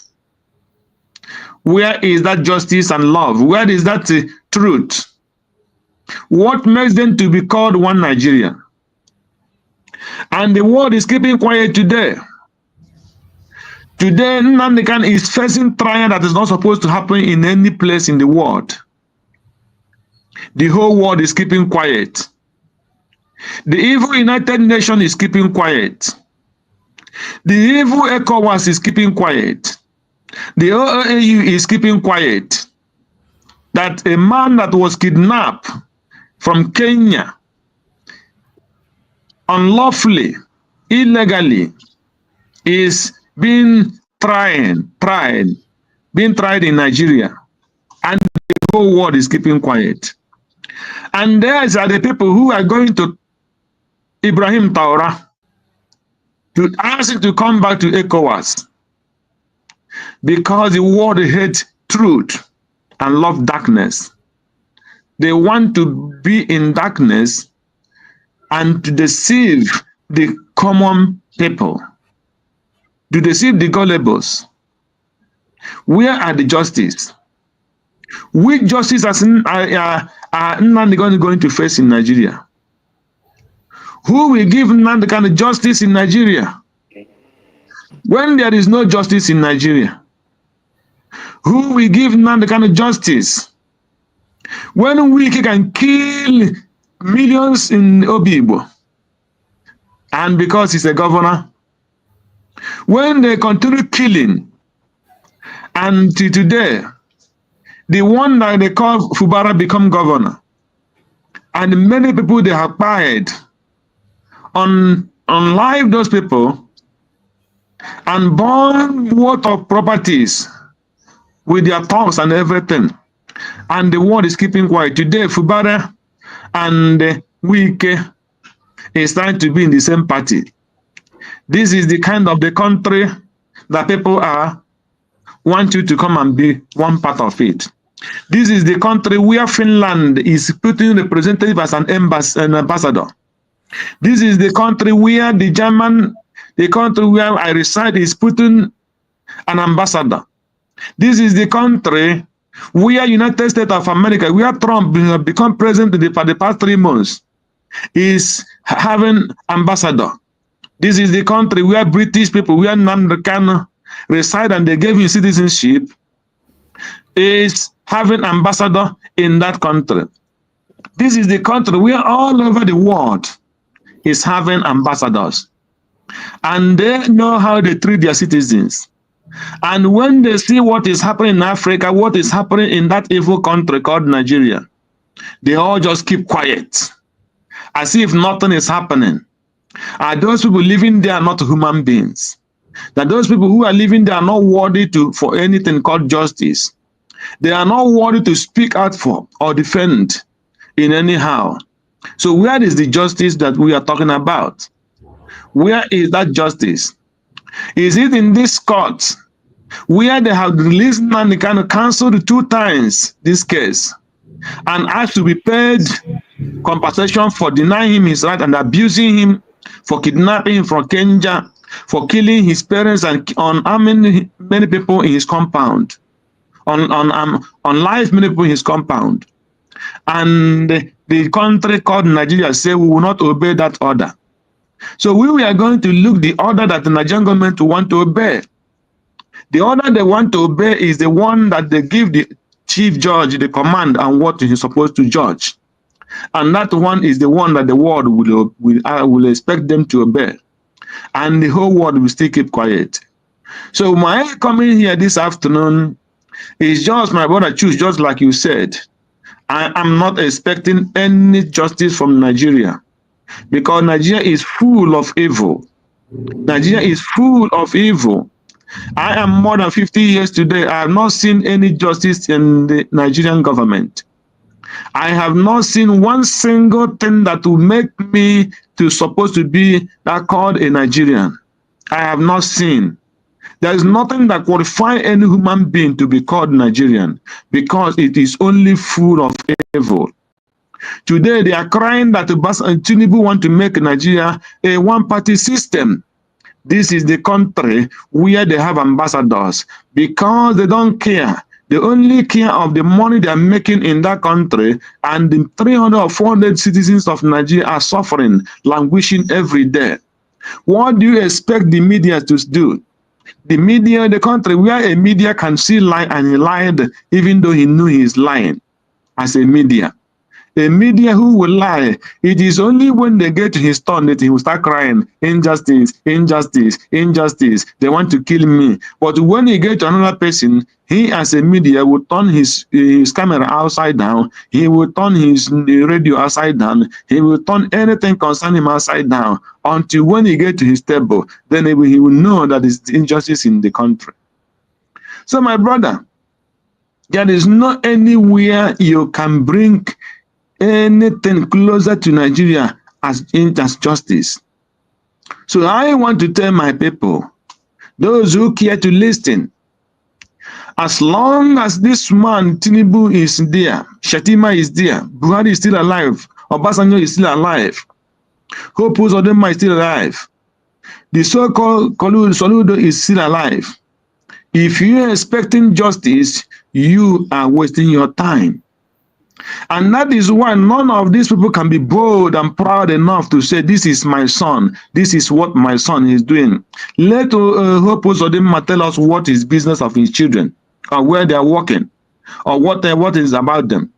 Let Soludo come and be proud and say, this is what my son is doing, and this is why I'm proud of him as my son.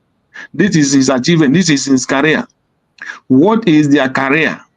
All these politicians, what is the career of Tinubu's Seyi as his son? What is Seyi doing? Where have he worked for?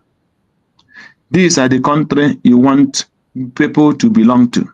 So my brother, if we every day we continue talking about Nigeria, there is nothing positive that will come out of it. And that is what people must know. This is a country of evil. Where it pains me most are the people who will say we are learning from them. They are faced to be wise or to be lies. When the so-called civilized people will see evil and they keep quiet and nobody will speak out. When you speak, they want to kill you. Where is very dark man? Many people are being kept quiet. I have a friend the other day, he was asking me, where is your Baka? Why is he not speaking? And if he speak, they will go and kill him and kill his church members. Some of those priests who were parading or protesting, some of them were the one who was even against the Baka when he was even speaking about Nnamdi Kanu. Many of them were saying, bring him, kill him, send him out. He's not supposed to be among us. Today they are protesting in Enugu State. And some of them are saying, why is he not talking again? Because when he talk, you will gang up against him and go to the government house and say, kill him. And once they go to the church and buy his members, once many of them is being pied, the church will scatter. That is what they expect. So you cannot speak freely in the land. When you speak, they will buy you. They will destroy you. If you own business there, they will make sure they frustrate you. Which, look at what Wike is doing in Abuja. Look at what every governors are doing. They take every law into their hand. If you don't belong to their clique, to their gang, they will make sure that they destroy you, or they buy you, or they destroy your source of income, or you destroy your family, or you destroy anything concerning your relation. Is that the country that all this Western world are sending their ambassadors? After the meeting of American ambassador with the Mieti Allah, which every part of the world know that Mieti Allah is a terrorist organization. What have that come? What was the outcome of that meeting? What has changed? Are they not buying people every day? Unlawful human beings every day. Why have then the ambassador keep quiet for how many years that Nnamdi Kanu is being justified holding Nigeria? Why is some ambassador keeping quiet for these years that they have been burning properties of Igbos and both in every part of the country? Why have that ambassador not been able to speak? Why is the same ambassador not going visiting Enugu, Jos? All these places that they are buying on life human beings, and the same ambassador is keeping quiet, and he is visiting Mieti Allah. What is he going to discuss with them? Will he give them more than the money that the El-Rufai had given to them? So what will he there with that American ambassador do to those people? To stop them to the Osama bin Laden's agenda? So they are just deceiving themselves. So what my encouragement to my people today is for them to do what? To be prepared for the worst. You are out for freedom. Nnamdi Kanu and Simon Ekpa can never suffer in vain. Their suffering can never be in vain. And we will continue calling heaven to come and fight the battle. Just like David said, the battle is of God. Because we have no power, we have no support, we have no brother, another sister. It's only God that will do it for us. Thank you, my brother. I stand aside and listen. Thank you so much, my brother, for that very submission. You have spoken well, and that is exactly where we are and where we stand, that nobody can do it for us. It is we that will do it for ourselves. Don't put your hope on these people. Don't think that they're going to do anything to favor you, or don't think that there's any decision they will do to make you happy. No, we are not based on that. The genuine freedom Mazi Nnamdi Kanu needs and deserves is a freedom where the Biafra which he desires will be freed. Without freedom, Mazi Nnamdi Kanu is not free. Without freedom, Mazi Nnamdi Kanu is not free. The highest thing you can hear is, oh, we grant him bail. And what does that mean? What does it mean? When you say you grant him bail, what does it mean? And then they will take different kinds of conditions and attach to it different kind of conditions, and the next minute they will make another move to take his life. Wherever you are watching this program from, I want you to know that you must tighten up your belt and prepare for what is coming. Tighten up your belt. Tighten it and make it very tight. Prepare for what is coming. Anything can happen. Anything, as far as Nigeria is concerned, these are a bunch of criminals and shameless people that can do anything at any time. They don't care. They don't care about you. They don't even care about your opinion. They don't care about what you think. The Nigeria we are talking about is not meant to be in the first place. Everything about that contraption are false, lies put together. And these lies was brought together, put in place by the British themselves. Everything you are seeing today is well planned. Nigeria was never planned to succeed. It was never put in place to succeed. It was never put in place to benefit anybody, to benefit an Hausa man, Yoruba man, Igbo man, Efik man, Ijaw man. Wherever you come from the north, from the west, it was not planned to benefit you. This was a company established for the benefit of the British. They created a system that will make sure that the exploitation continues unabated. That is the system they're running. That is why they gave you different kinds of fake figures. And they found a willing tool to push that agenda in the Fulanese. Today, those willing tools are in the front line, taking action, taking lands, taking lives. And it is because of those willing tools that Mazi Nnamdi Kanu took action that he took and begin to sensitize his people, begin to educate his people about self-defense. The same message that they are putting in the Zoological Republic today. Everything about the zoo is a lie. And I want you to watch this. In case you don't know, when we talk about the lie in that contraption, some of you don't believe it. Some people will think that because we are on social media and we are talking, there is no evidence to back it up. You are going to see people, even in that zoo, in their own conventional media, speaking the same thing, saying the same thing we are saying. How the British came together and gave a falsified figure to the northern part of Nigeria to manipulate the country. Nigeria was handed to Fulanese, sold to Fulanese, to continue to exploit every other thing and allow the British to exploit as much as they can the people. I want you to listen to this video.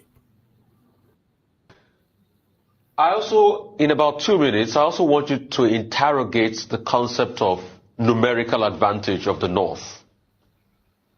You said something earlier on. That is what makes me laugh, sir. You said that the British used the Middle Belters to shore up the numbers in the North.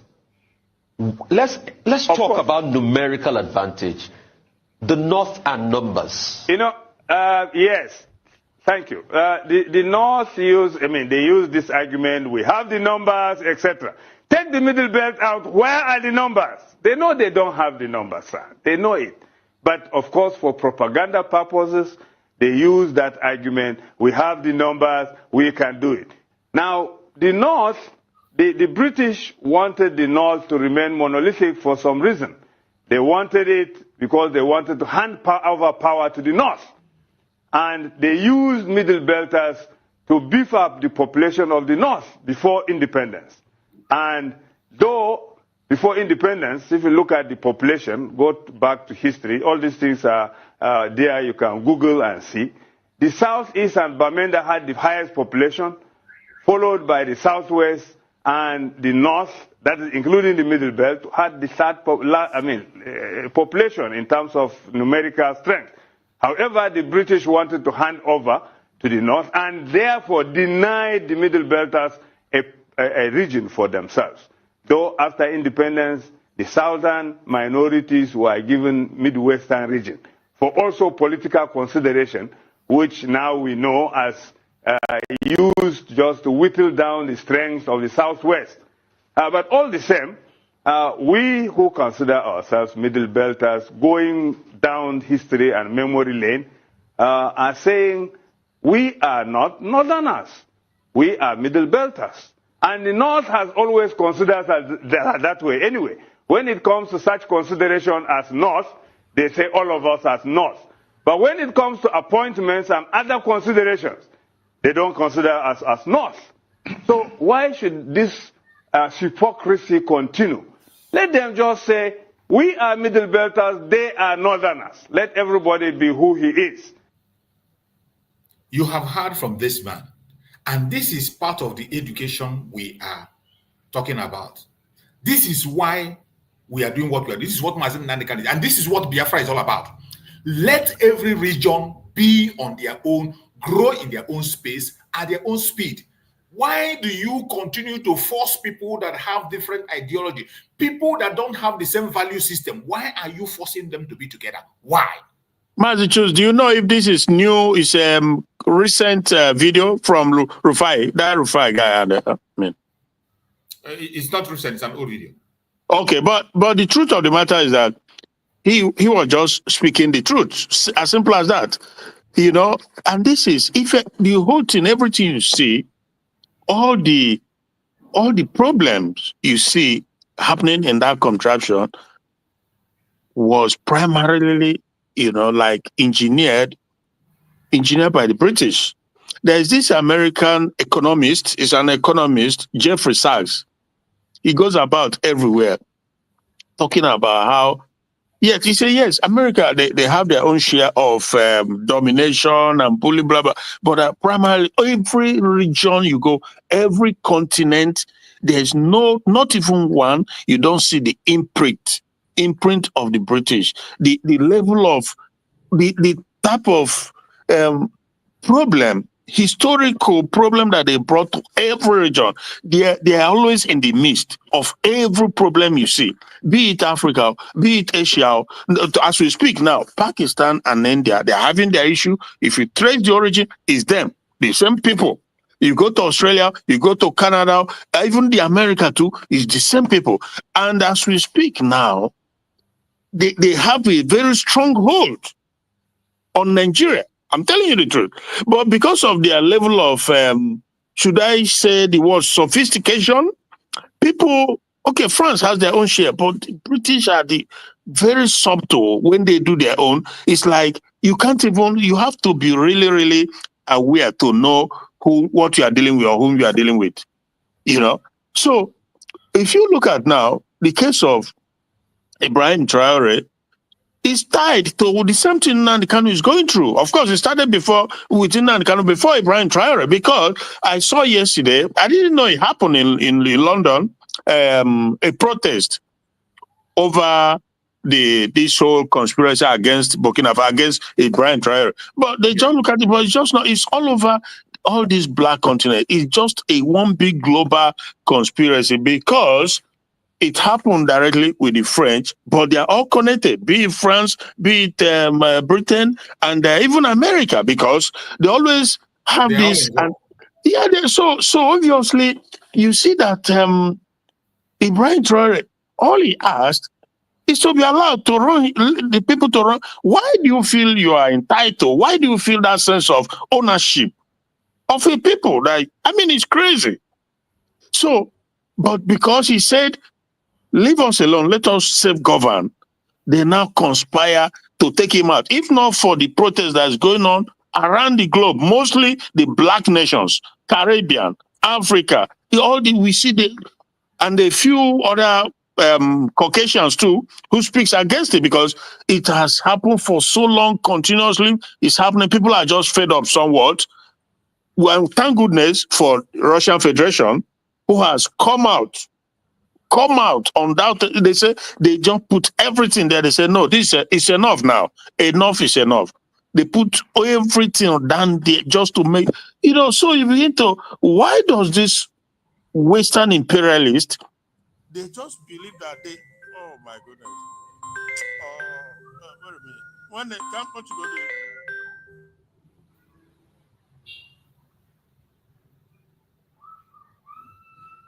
I think you're having a call. We can't hear you anymore. I think a call just disrupted our brother. So while he handles his calls, he will get back to us. So as we are speaking, our supreme leader, Mazi Nnamdi Kanu, is in court today. And as they have promised, today is supposed to be the last day that that very court will be brought to conclusion.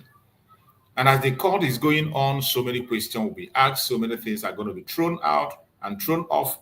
But we, the Biafrans, must remain focused. We must not get distracted. Distractions will come from all corners, from all angles. They will try to put up some things to distract us. But I bet you, Biafrans, you must not get distracted. We are going to be following the event as it unfolds. Whatever they say, however they say it, whatever be their decision, it doesn't really matter to us. It doesn't really matter to us. What matters to us today is that Mazi Nnamdi Kanu is innocent of all charges. Very, very innocent. It doesn't matter what they want to say and how they want to say it. We already know that our Supreme Mazi Nnamdi Kanu is innocent. And the more they continue to push this, their lies, the more they continue to push this, their falsehood, we will continue to defeat them and we will continue to expose them. So wherever you are joining us from, we welcome everyone that have joined and we appreciate you. Let us remain focused and continue to see what is going to be the outcome today.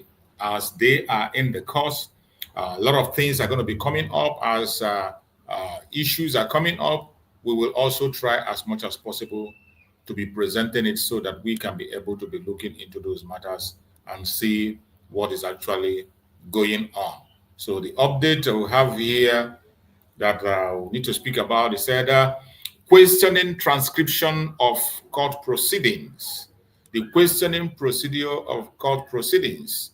And it reads, video of Mazi Nnamdi Kanu interview upon his extraordinary rendition in 2021 is finally being played in court. Prosecution witness BBB. Can you identify people in the video? Witness. Yes, I can. Prosecution. Who are those people in the video sitting next to Nnamdi Kanu? Witness. Aloy Ejimako and Habila. Both are lawyers. Prosecution. Mr. Kanu, in this video, could you tell us about the indigenous people of Biafra? I am the leader of IPOB. I was granted bail in 2017 after arrest 2 years earlier. However, I was in my house. An army came to kill me. The army invaded my house and killed 28 people. This was what transpired in 2017. And we will never forget this. Don't allow yourself to get distracted. And there is an event, again, that is happening. He said, transcript of interview recording upon his rendition. Interviewers, Mr. Kanu, you made a broadcast. Mazi Nnamdi Kanu, I do not remember which one specifically. Interviewer, we mean the broadcast made during the NSAS protests. Mazi Nnamdi Kanu, the purpose of my broadcast was because the army was killing protesters in Lagos. Stay tuned. This is how far they have gone, and the questions asked and the answers given. And again, Mazi Nnamdi Kanu court update again. The presiding judge, Justice Omotosho, had asked a lawyer to help the prosecution fix the electronic system in the court. Interviewer, you gave instruction to people to attack federal infrastructure. Mazi Nnamdi Kanu, if you say you have control over Biafra or Easterners, you are mistaken. We are Republicans in nature. We do things, especially what is right, at our own accord, not necessarily adherence to dictations. Interviewer, you pass instruction to your people. Mazi Nnamdi Kanu, I lead the movement, but the day-to-day operation of IPOB is done through the Directorate of State, DOS. Mazi Nnamdi Kanu, you are talking about incident that happened after NSAS. Why don't you ask me of what happened 2015, 16, and 17, etc.? Interviewer, in 2021, there were attacks. Mazi Nnamdi Kanu, I am aware the army killed a lot of people. Mazi Nnamdi Kanu, the movement I led is not violent. Your interviewer, your instruction led to jailbreak, etc. You just imagine. Your instruction led to jailbreak, etc. Mazi Nnamdi Kanu, my reaction remains that we are not violence. Interviewer, when you were arrested, Mazi Nnamdi Kanu interject. I wasn't arrested. I was kidnapped. Interviewer, what's your relationship with ESN? ESN is a vigilante group that exists everywhere in Biafra lands. These are the questions that have been asked so far, and we will continue to bring you more information as they come. So what I just read out are the the questions that have been asked to Mazi Nnamdi Kanu and how far he has gone so far, and we will continue to bring more updates and continue to set the record straight and say things the way they are. Thank you so much. Yeah, welcome back, my beloved brother Christian. I think you were speaking and a call kicked you out and all that. So yeah, go ahead. Yeah, thanks, Mazi. So you were also like bringing an update from the. Yeah. Okay, but they're still update from the court. Okay, good. Yeah, because like I said, we are waiting to see how the day plays out. Though it's a little bit busy for me also, but I'm staying on it. And if I have to go out, I will go out, and if I have to, and I will come back just to keep up with what is going on. So what I was saying, when I was reading that update, did you hear one of the things that we are accusing Mazi Nnamdi Kanu, that he instigated the jailbreak? Where? In Imo State. In Imo State, remember the jailbreak that happened, which Opus came out and said it is not IPOB? Yeah. That is the jailbreak they are bringing. They say Mazi Nnamdi Kanu instigated the jailbreak. Well, these people are mad people. And we have a video where Opus confessed that the people that came for that operation are not IPOB members. Exactly. So start it and play. Go ahead. Yeah, so that's obviously it can't hold because there are no better evidence than the sitting governor of the state. Exactly. He has the intelligent report. He knows what goes on in his state. So if he comes out to say that it's not Nnamdi Kanu, it's not IPOB, so obviously that is not. It's a very weak evidence or whatever. So yeah, but like I was saying before, is a complicated situation we are facing, not just for us as Biafran, but the entire Africa, should I say, even black race, because it's deep. It's really deep what is going on. Like I said, when I watched the protest in London, different Africans, blacks, diasporans, Caribbean, and they all have one thing, one take on the whole issue, and that is that the problem of this neo-colonial and neo-colonial government, the imperialists, who feel the sense of ownership of Africa and their resources, and they will stop at nothing. Sometimes I feel like, sometimes I'm like, if Africa would just like maybe have one voice and decide that, hey, enough is enough. As you can't even, it's like they won't even mind going to the extent of waging a physical war against Africa just to make sure. I'm telling you, there's the level of. That's what they are doing already. That's what they are doing already. Yeah, so I feel like if Africans, the leadership and everything will come to a decision that no, enough is enough. We don't want to control our resources, because we don't control your own resources. You own yours, you run your things. So why do you have to come around? So are we really independent of what is going on? So if I feel like the way their body language and even their physical, behaviors and everything, I think they wouldn't mind to open up, physical war, sort of, like conventional war against Africans. If African will say, leave us alone. It's crazy, because that is what these three nations in West Africa, Burkina Faso, Niger, and Mali, this is what they said to the French, leave us alone. You come to my place. And I say, okay, He said, no, thank you, but you can leave now. He said, no, I won't leave. What? That is crazy. And to think that there's no shame. They don't even, the word shame or, I don't know, it's crazy that why do you go about describing the people as a poor people or poor continent or dark this and that? But you are the one who is lacking. You are the one who is poor. You are the one who is who can survive on your own. You are the one who can live you can't even live on your own. You are showing obviously that without Africa, you are nowhere, you are nobody. So why are you twisting it around, making us look like we are the hungry one? This is one thing I can't stop wondering, that Emmanuel Macron goes about saying this and saying that, acting as if they are helping Africa. But in actuality, we are the ones who are helping them to survive, to keep going. Without Africa, they are nothing, absolutely nothing. And there are people, for some reason, maybe they I don't know what it is. When, like I said, they always feel like they are helping you or they are better or what. No, you are not. You are simply not. It's just unfortunate that over the years we've not had leaders who are able to do the right thing. You know, because if I have my way, like I said, I will shut it down completely. I will shut everything down because it's not working.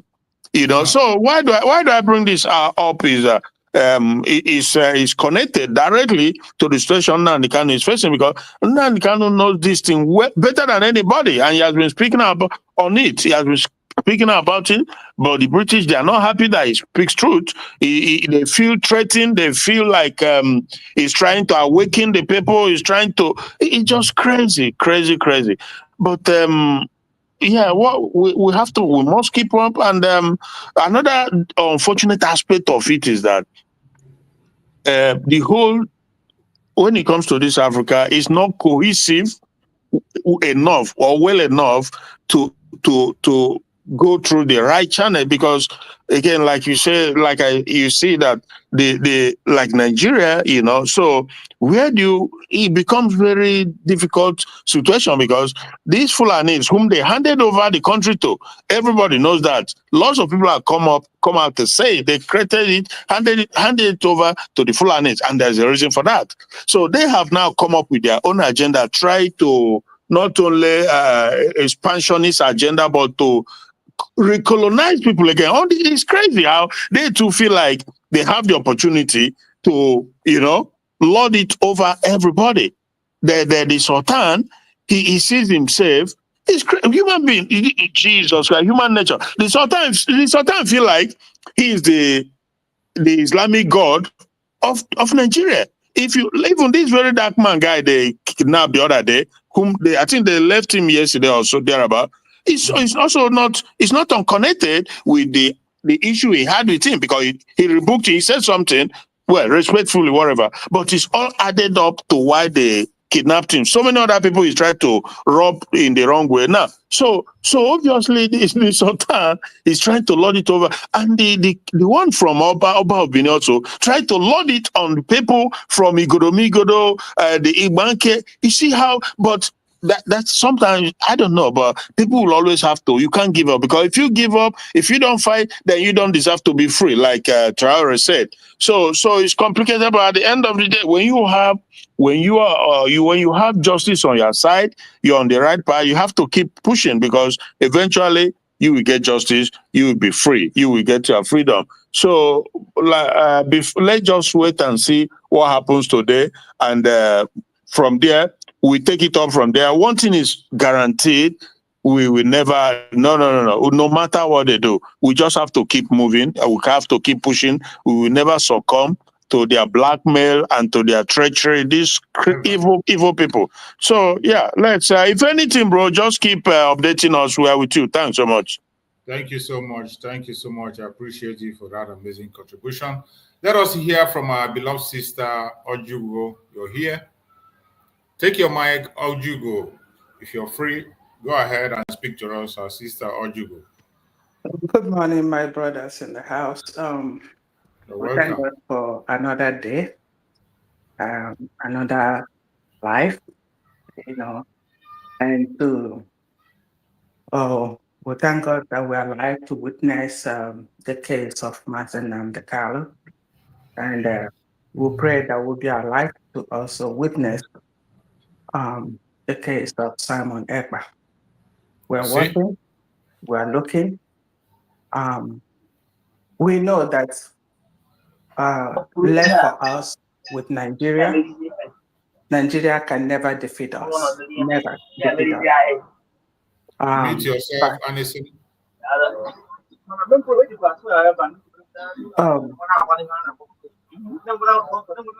Somebody's talking and it's making me to lose my Anderson, mute yourself.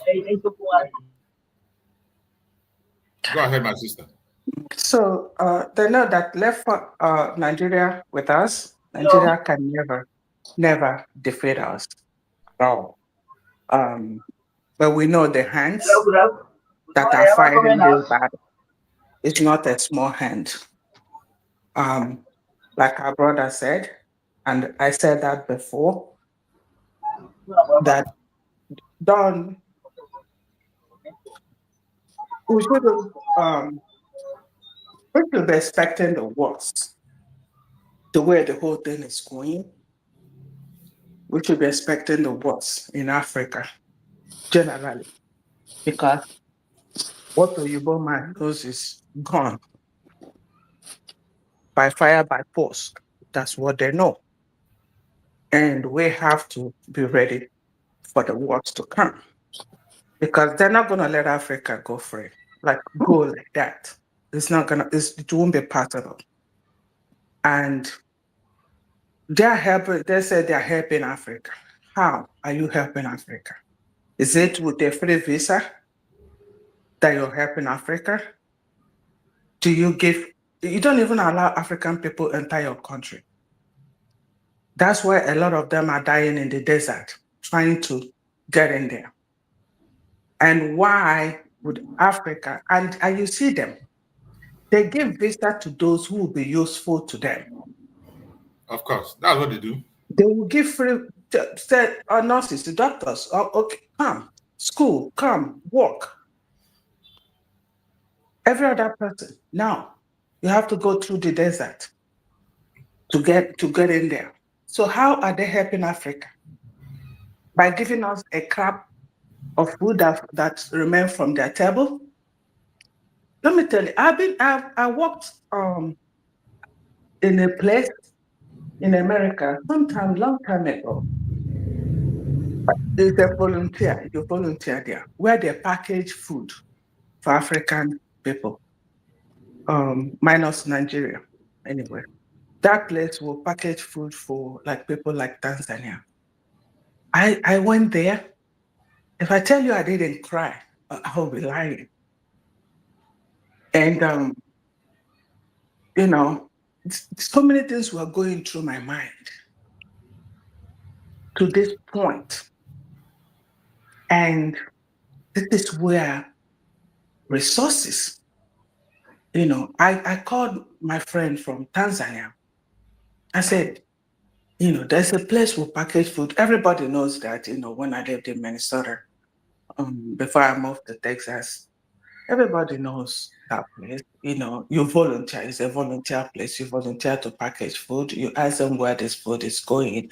They tell you Tanzania, Congo, all those, I think there is kind of Africa side, So they said, well, that's what it is. And I said, you people don't have natural resources? He said, oh, yeah, they have a lot. And he started mentioning what they have. Then you imagine where we are packaging food to send to these countries that have natural resources. That's the way the white man is helping a black man. Very sad. Even here that we are, you will see that that's what they called white, I've forgotten that word they normally use here. White, if I remember, I will say that. Is it white supremacy? White privilege. No, white privilege. Because if you interview with them, I experienced those things, you know. If especially if your education line is like office, you know, office line, unless you're a nurse, which I'm not a nurse, you know. If you're that line, trust me, you're gonna experience a lot of backlash. And if you because you're a black person, I don't know how these people think they're helping us by taking our natural resources and giving us a crap from it. Is that a help or is that slavery? Why do you think that we cannot manage ourselves? Because this is what comes out of the amount that we can manage ourselves. Eh? I feel so irritated. I feel so ashamed, you know, when they say this, that we can manage ourselves. Who the hell are you that will manage? Allow us there. Allow us. Go manage yourself. We can't, they're the one now sending out every immigrant from their countries. You send them out to go do what? To go die there while you're taking their natural resources. If you say everybody go home, I'm sure everybody will be willingly go back to where they come from. But take your hands off them. Let's manage it. Let's manage it. A lot of people are educated now. We can manage it. That time has gone. Place the Westerners. That time has gone.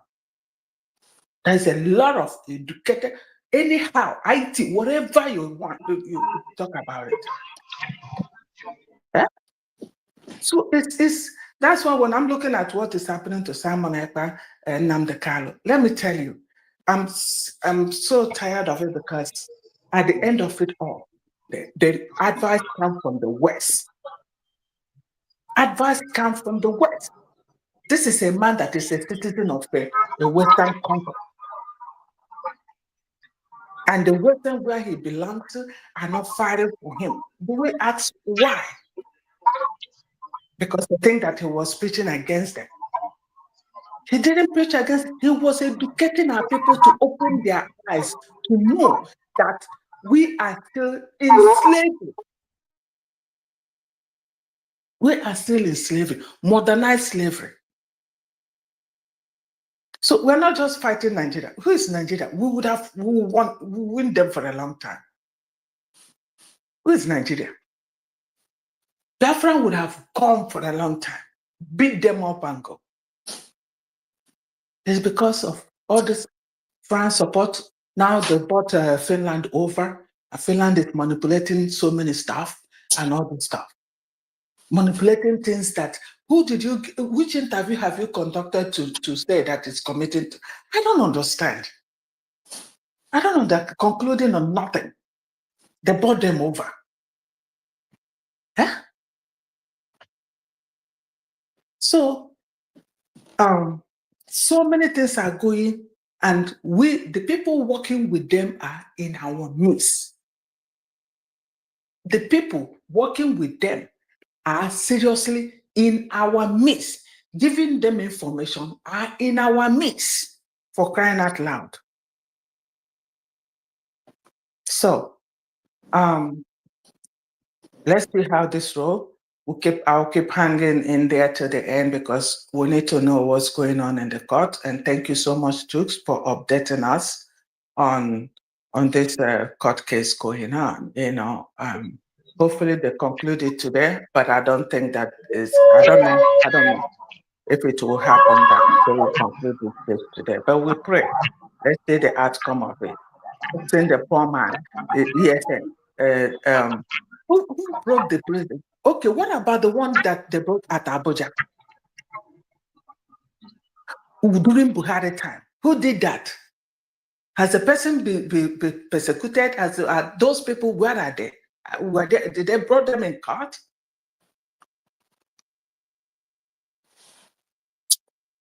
It's so sad. It's so sad, but we will never give up. Let them know that all the things they're fighting, they will. I don't know why they cannot learn their lesson. We should be expecting war if we're not careful. Because that's what is cooking around now. It's smelling. It's smelling everywhere. It's smelling. So we should be expecting the worst. Okay, my brother. Let me leave it at this point now and continue to be background. Thank you.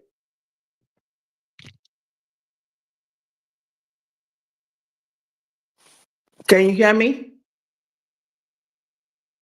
Yeah, I can hear you. I can hear you, my sister. Sorry, I was muted. Thank you so much for your contribution. You have spoken well, my beloved sister. You've just nailed it. And I believe that the world is listening, and the zoo is also paying attention. While they are in their court doing their rubbish, throwing out charges that doesn't have any background, charges that have been thrown away long ago. They are just bringing it back to keep themselves busy. But it doesn't matter what they say or how they say it, we will never be stopped. We will continue, and at the end of the day, victory is going to be ours. I can see somebody there joining us. Bro Christian, you have something to say? Maybe you just take 1 minute and say something. My brother Christian, you have something to say? Yeah, I was just. Can you hear me? Huh? Yeah, I can hear you. Go ahead. Just say something in 1 minute, and Greg, 1 minute before we go to the person that joined us now. Yeah, obviously, just like what I was saying before, is a struggle, is a very serious one, but we won't.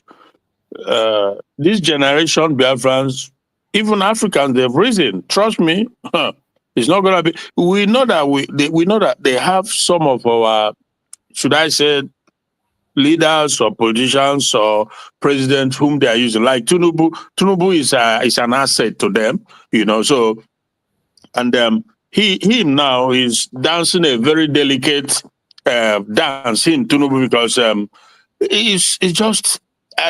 To just put it mildly, I think their cup don't full. Either way you look at it, because 2027 he's looking at 2027 how he can manipulate it just to be there by 2027 to 2031, whatever. Now, he's working. He's agent of this imperialist Tinubu. Make no mistake about that. Now, but the North, the Fulanis, they are also trying to find a way to undermine him. So he's also building up, setting up for a showdown one way or the other, because he's looking at the political area where he can use the Nnamdi Kanu issue, you know, to see how he can benefit him. That is probably one of his calculations. Meanwhile, he's facing these Northerners who are also determined to remove him so that they can continue with their agenda, because they feel like probably the agreement they had that they therefore allowed him to stay there is not working on it, or is not doing it fast enough.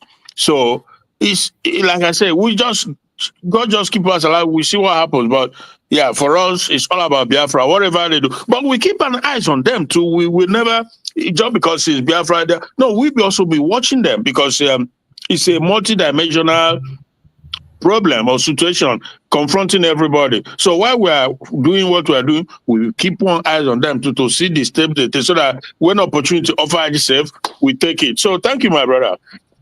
Thank you so much, my brother. You have spoken well.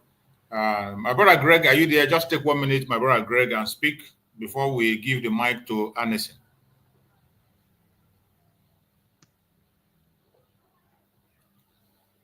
Unmute yourself, Greg. Your mic is muted. Okay. Yeah, Mazi, choose. Yes, I just want to add one thing. There is one thing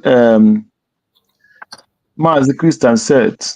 He said that he was talking about the international community they might come to fight us to get all our resources. So if you are living in this Western world, and if you watch the comment of that black general that said that Ibrahim Traoré is using the gold in what do you call it, in Burkina Faso to protect his regime. So he's using it for himself. So using it for himself is they're not getting it the way they have been getting it before. The France is no more in charge of their resources, because you remember this idiot Tony Nnadi. Tony Nnadi said that he once worked in NNPC, and in all the oil that is going out from Nigeria, that Nigeria doesn't have the account of what is going on. It is what British present to them that they will register. So if they will register to you, or if they will register for Nigeria, example, 1 million barrel, and they have taken 1 million barrel on their own, unaccounted. So who is at loss? So the day you become to be in charge of what is in your father's house, that day is the day they will come after you. And that is what you see that is trying to play out in Burkina Faso. Yeah. And the problem there is this, that the so-called African Union don't want to know, because they have planted all of them and no one will stand up against what is happening. Because if you come in a land, it's just like you go in America now, all the gas and oil that is coming out from America, then an African government is there telling them how many that is going out for export. Yeah. I don't know if you understand it. Yeah. So because they collaborate with these with Nigerian leaders and all these African leaders, they know that they are all corrupt. They know that they are corrupt. And because of that corruption, the Western people use that advantage. If, for example, now the military come up in Nigeria and say, no, there will be no more oil, crude oil that will be exported to America, to Europe, that every oil will be refined in Nigeria and shipped to any country that wants gas or petrol or diesel, that we will be exporting only refined products to foreign countries. That army will not last that army that to do that will not last for 1 minute, because Nigeria is too corrupt. So this one Burkina Faso is doing today, this Torah is doing, and he's fighting all these things. Even if you look the kind of corruption that is in Nigeria and the one that is in Burkina Faso, if there is corruption in Burkina Faso, it might be 5%. And still look at what is going on. But when you come in Nigeria, that even a baby that is still in the womb is already corrupt. Yeah. You see? I use the example before I drop. 2009 or 2010. I was in my village in Christmas time. So we are driving to one community. So at Christmas time there is always traffic, and the military and the police always on the distance. So when we get to where police, there was traffic, and Christmas time a lot of vehicles were coming. So we saw 2 children on their pants. They were only wearing pants. So as they were going, they were pointing one jeep, this Hummer jeep. You see. So that little boy might not be up to 6 years or 5 years. He's saying, this is Hummer Jeep. No, the other one say, Mercedes Jeep is better. This one say Hummer Jeep is they were a kind of arguing which of the Jeep. And when you come here, you see a child of even 10 years don't even know the one that's called Hummer Jeep and Mercedes Jeep. The people that build the country where they're building all these vehicles. But the child in Nigeria that is not up to 6 years is fighting the one that is more better. That will tell you the kind of country that you live in. You see? So the corruption in Nigeria is too much. Only that many people don't understand the kind of corruption that is in that country. It is too much and cannot be so the West is holding the Africans completely bondage. You know, so don't be surprised if again Africa will cause third war. Not even this thing they're doing in Ukraine. All this they are doing in Ukraine, they're just playing tricks. Because I was telling one of my friends, I said Germany will not want any bomb to land in their land. Neither would Britain or France. They're just deceiving their people. You see, this one Finland is talking. They will not want any bomb to touch their land. This one they're talking to use deceiving Ukraine. So they can only collaborate against Africa. There will be no fight between America and Russia and Germany because of Ukraine. Go and mark it. They only make this noise. At the end of the day, they will find a way to settle themselves. But you see, this African problem is what will bring third world war, because Russia is not going out from Africa, and they will be getting more land in Africa, and that will bring third world war. Thank you.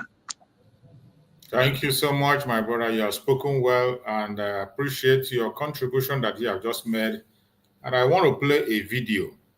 When we are talking about the atrocities of the West in Africa, it is something that is mind-blowing. And that is why I have to play this video that I am playing now. You know, the people that are causing the insecurity in Africa, they are still the people who don't want us to be free. And there are people who are preaching to us that military regime is not good. People who are sponsoring the terrorism that we want to stop, they are the same people preaching to us about terrorism. And there is one thing that is happening. Have anybody thought about why is it that Tinubu is lying in bed with France at a time when the whole African countries are rejecting France? Yeah. France that have been pinpointed in sponsoring of terrorism in Africa. Yet, people do not observe. I want us to hear this. Let us watch this. Reconstruction in West Africa, France, who allegedly has been supporting terror groups in West Africa when the United States called for investigation into Boko Haram. It was revealed in the Nigerian newspapers that the French has been supporting Boko Haram in Nigeria. The French create terrorist groups and then goes into African countries to say they are fighting terrorism in Africa. This kind of duplicity by France and fomenting terror and destruction has been challenged by the peoples of West Africa. In every country in West Africa, they're calling for the ending of French economic, financial, and military domination. Did you hear that? Yeah. These are the people that Tinubu is rapporting with. And I want everybody to pay attention to that very angle. Pay attention to that angle. For us Biafrans, we are already out. We are gone a long, long time ago. Whatever they are saying is not part of us again. So Anderson, let us hear from you, Allison, my brother Anderson. Sorry for keeping you for that long. Unmute yourself, Anderson. Speak to us. Let's hear you. Anderson, unmute yourself.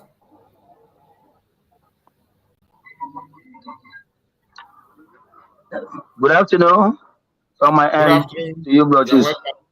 Go ahead. Talk to us. So, yes, I am very, very happy. Sorry that I came late to the show. But when I came in, the discussion I met was so much interesting. And that gave me a recall of mine when I was telling you the last time I joined you in the studio that we have never for one day depended on the Western world to survive. Rather, they are the ones depending on us to feed. You see? Am I coming out? We can hear you. Go ahead. Okay. You see, there's a lot of things playing around, and I want to also beg on my Biafran brothers all over the whole world. That is why the government of the United States of Biafra and every other hand that is working to see that we are being liberated from these shackles. Please, to see how we can also get prepared. Because like what somebody said in the show here, the world is about to take a new phase. The world is about to take a new phase. And a lot of things is going on secretly, and some are coming out openly. That's why you can see what is happening. Now, many of these countries, Russia now has come out to tell the whole world that America is nobody, indirectly. And America is trying to use diplomacy to see if they can see sustain them being the world leader. Because anywhere America goes, other country follows, as many people used to say. But that slogan or that statement is about to have some kind of crack. With Putin stepping forward and the president of China stepping forward, the alliances between these three countries, Russia, China, North Korea, is something that is a threat to the Western domination and the Western feeling. You know, the Western world wanted to rope America into this Ukrainian and Russian problem that they created. This problem was created by the Western world. Because nobody, there is no any responsible human being that knows his or her worth that will allow an enemy to come and say, or build his house behind your window. Nobody dare tries that nonsense. So they wanted to do that within their NATO organization, and that is why I say it is what they form by themselves that will later destroy them, and therefore will go. But there's something in life, and it is certain that thing you so much give fear to will be the later end of your life. That thing will later destroy you.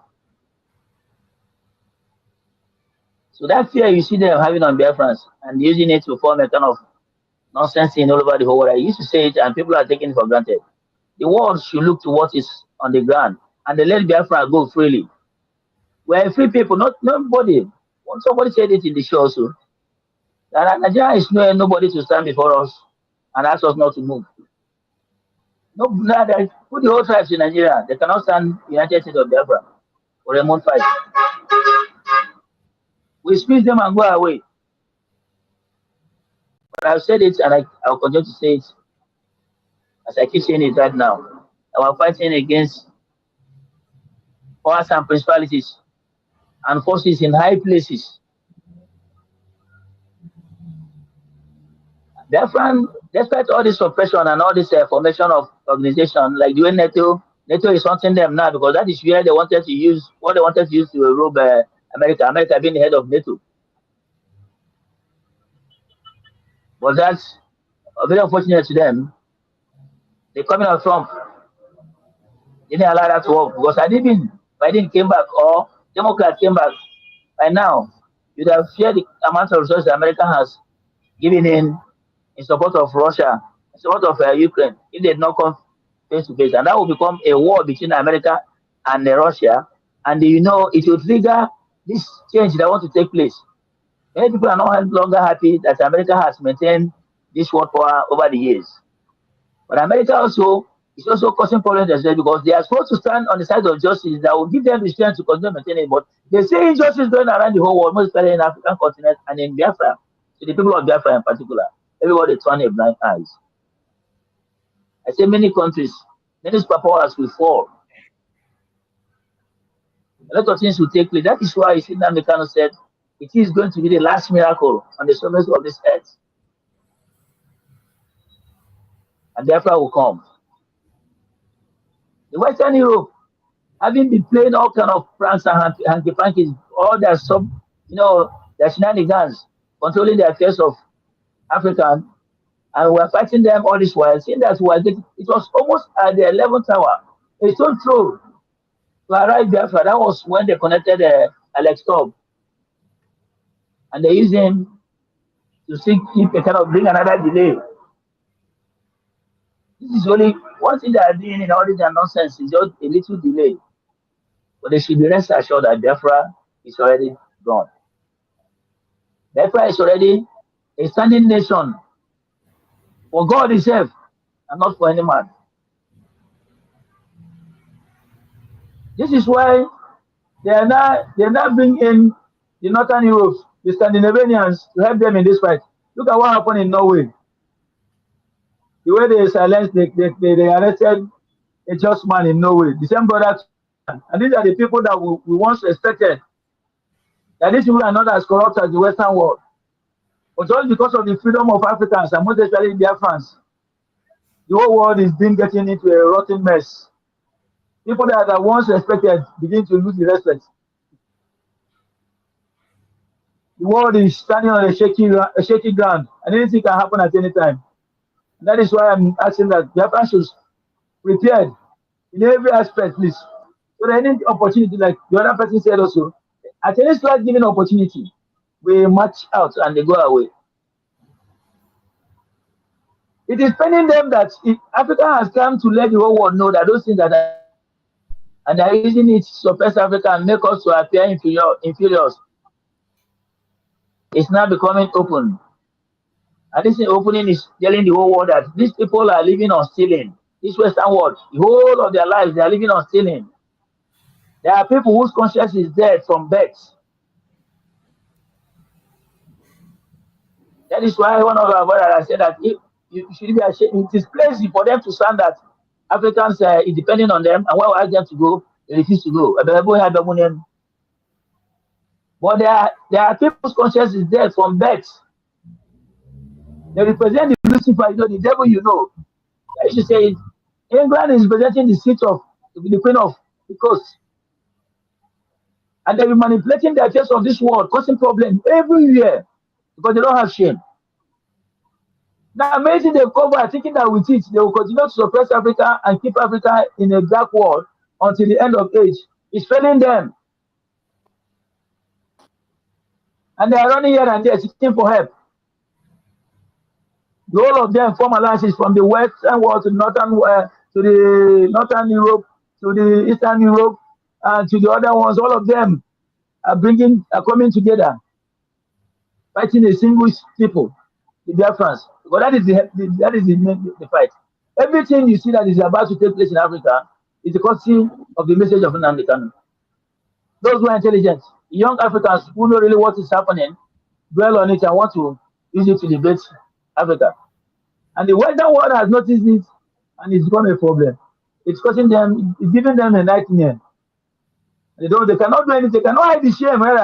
They want to fight openly to show the whole world that they are thieves. It's only a thief. People know that it's a thief, and they will not be ashamed because he celebrates it. But they cannot afford the shame. This shame you see that they don't have now is smaller to the shame that that will before them at the end of the job. They seek their brothers to help them. That's why they call Finland. Will you allow us to be disgraced before the black world? Why do you allow this man getting away with what we don't want it to happen? But since Amonekpa is not being sidelined by Finland, by now Biafra is already, all this nonsense they are talking about this fire would have by now even everything will have come to an end. They are trying somebody illegal, abomination is trying rights. That is what the case of Nnamdi Kanu and Nigeria and Biafra stands to do.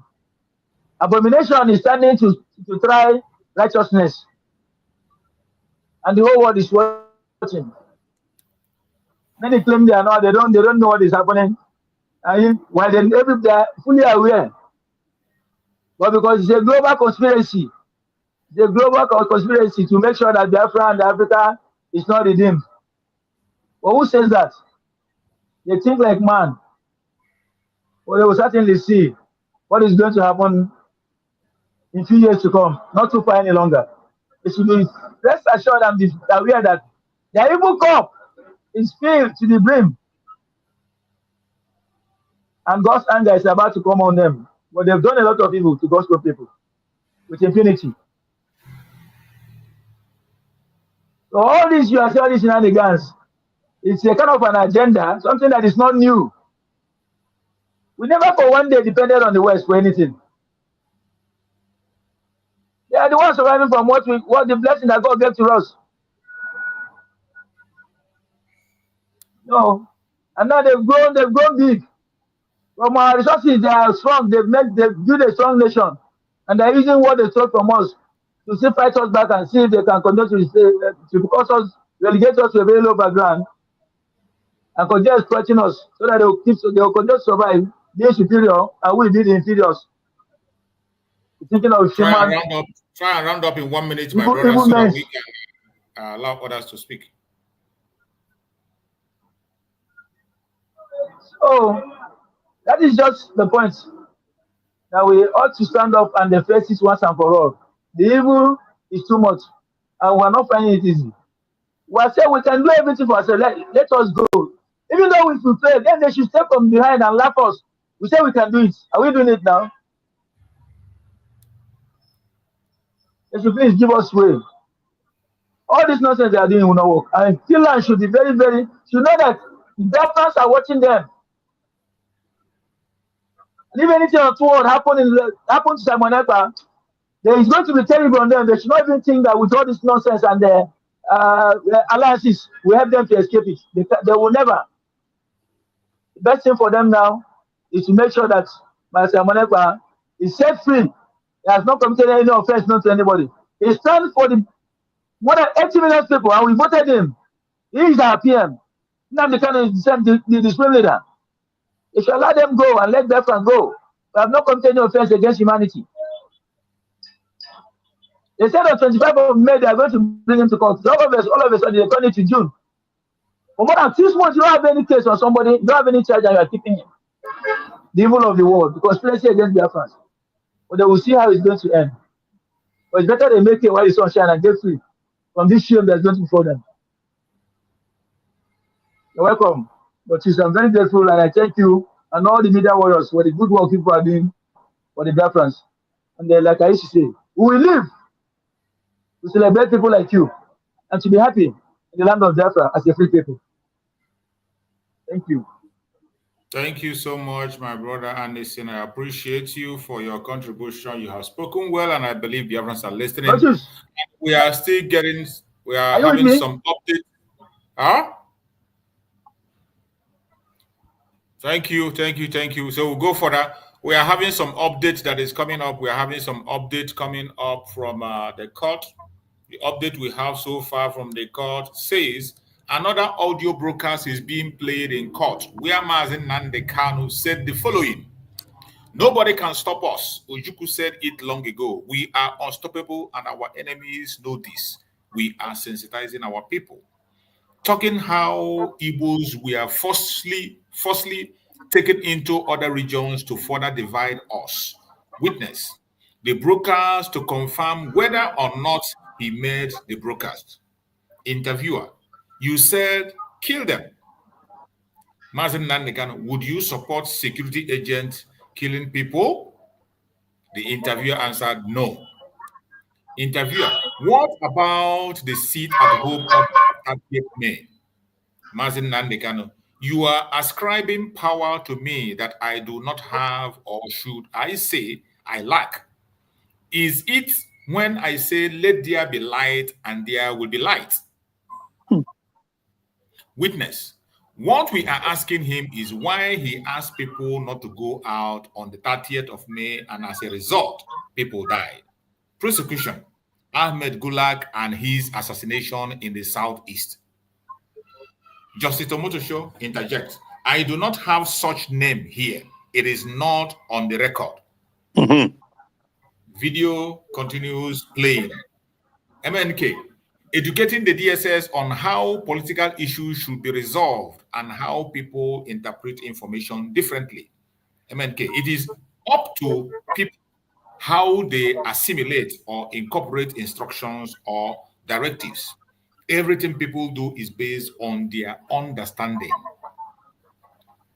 This is what was discussed in the court so far, and it's still going further again to go on and say, Mazi Nnamdi Kanu, nobody is insane or mad. So Why this obsession of killing people in a democracy? People must have a way of channeling their grievances, and one of them is to protest. Interviewer, on a higher note, tell me about your background, education, career, family. Which state in Nigeria are you from? Mazi Nnamdi Kanu, Abia State. Interviewer, after you left Nigeria, Mazi Nnamdi Kanu interject, no, I saved my life. Interviewer, where have you been and what were you doing there? Mazi Nnamdi Kanu, it is my business. Interviewer, what is the job of ESN? They are in the bush protecting our people. Interviewer, insist, what is the job of ESN? Mazi Nnamdi Kanu, as I previously stated, they are there to protect our mothers when they go to farm. This is the response that Mazi Nnamdi Kanu gave, and goes further to say the video interviewer continues to play as Mazi Nnamdi Kanu and his special counsel dialogue on issues shortly after Mazi Nnamdi Kanu continues. The invasion of my house was unnecessary. I was in touch with Igbo men I had respect for. Whoever authorized the invasion of my house is the real enemy. Video clip ends and has been admitted as an exhibit that the video clip of the invasion of our home of Mazi Nnamdi Kanu, which I just showed now. Judge, are you playing anything else? Prosecution, no, my lord. Prosecution witness, is this the letter received from the Attorney General? Witness, yes, it is. AG's letter admitted as Exhibit G, and the witness also requested the letter be read before court. And we proceed and we go further. The video of the attack of Mazi Nnamdi Kanu was also played in court for them to see how the home was invaded. It was not just, this was something that was streamed live. When it was happening that day, I was following it live. I was watching live how they entered Mazi Nnamdi Kanu's house, how the whole thing unfolded. When they were standing at the gate until they came in. Many of us followed this live. I still have it on my Facebook page. It's still there. But these are things they see and they deny it. But all the same, they are progressing. We are still waiting to see how it's going to conclude today. I'm not sure they're going to end it today, but if by adventure they end it today, whatever be the outcome, we are ready for it. Yeah. We expect everything, we are ready. So my brother Akonye Wetere, you've been here waiting as always. So let's allow Akonye Wetere to give his input. Speak to us, my brother Akonye Wetere. Let's hear you. Rachus, there's somebody whose video is vibrating like background noise. I don't know. Okay, I think that should be Anderson. Anderson, mute yourself, Anderson. Anderson, mute yourself. I think that's from you. Go ahead. Okay, thank you very much. Greetings to all the people in the house. I have a few things to say. First and foremost, I thank you so much for your good work, your consistency and steadfastness in ensuring that the truth prevails. Because in all, it is this that you do every day, that we gather here every day to do, is the truth that will get us out of these shackles of neo-colonialism and the suppression and subjugation of the West on Africans and the black race. The few things I want to say is that the cloud is gathering. The cloud is gathering. And it won't be long. People will understand. You know, let me use this illustration. If in a house, the wife now brought in a maid, a female maid, and the husband is having an affair with that maid, let us x-ray the reaction of that husband anytime that maid does something wrong in the house. That is exactly what we are facing in our situation between the Africa and the West. The husband will not be affirmative in his decisions. He might front himself to show like flex like some muscle, but behind the wife, she will beg, plead with the maid because he's gaining something from the maid. But if a maid is destroying something in the house and the husband has nothing to do with that maid, you will see the husband raising voice, don't be destroying this, you will go. So that is what we are facing. And majority of us have not come to the understanding that this is what the West are doing. The holding of our leader, MNK, the people that engineered it are the West. The holding of Simon Ekpa today, the people that engineered it are the West.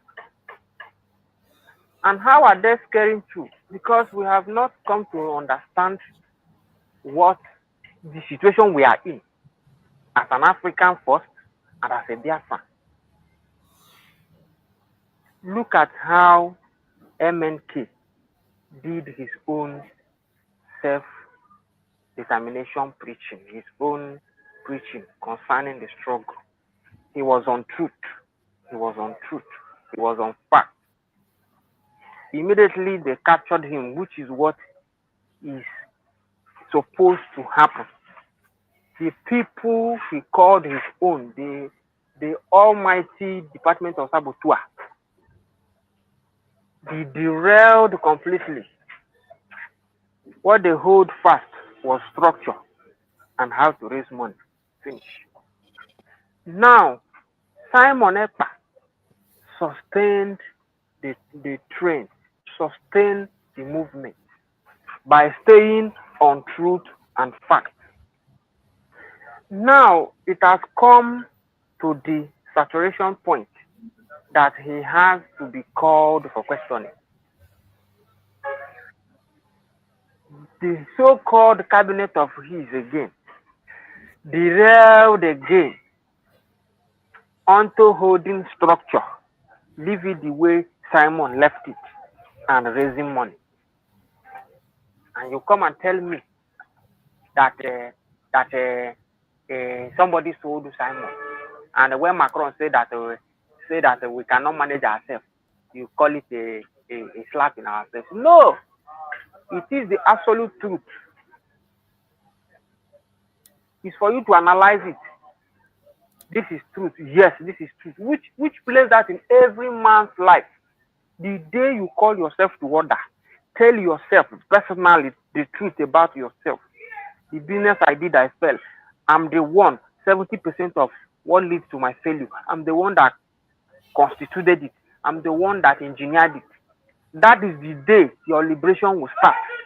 But whenever you keep on apportioning blame, it's because I went and buy 42 size of butter. And where I'm selling, all the people there are 38 and 40 maximum. That is why I said, no. You went and you made the mistake by yourself because you failed to study the terrain where you are doing your business. That's what is playing out. I keep saying is that if all the media that is speaking for us do, let me say, 10% of what Chooks does every day, this message we are shouting, let us tell it to the world. Is it only Chooks that is speaking about Biafra? People that are speaking about Biafra is 10,000, I swear.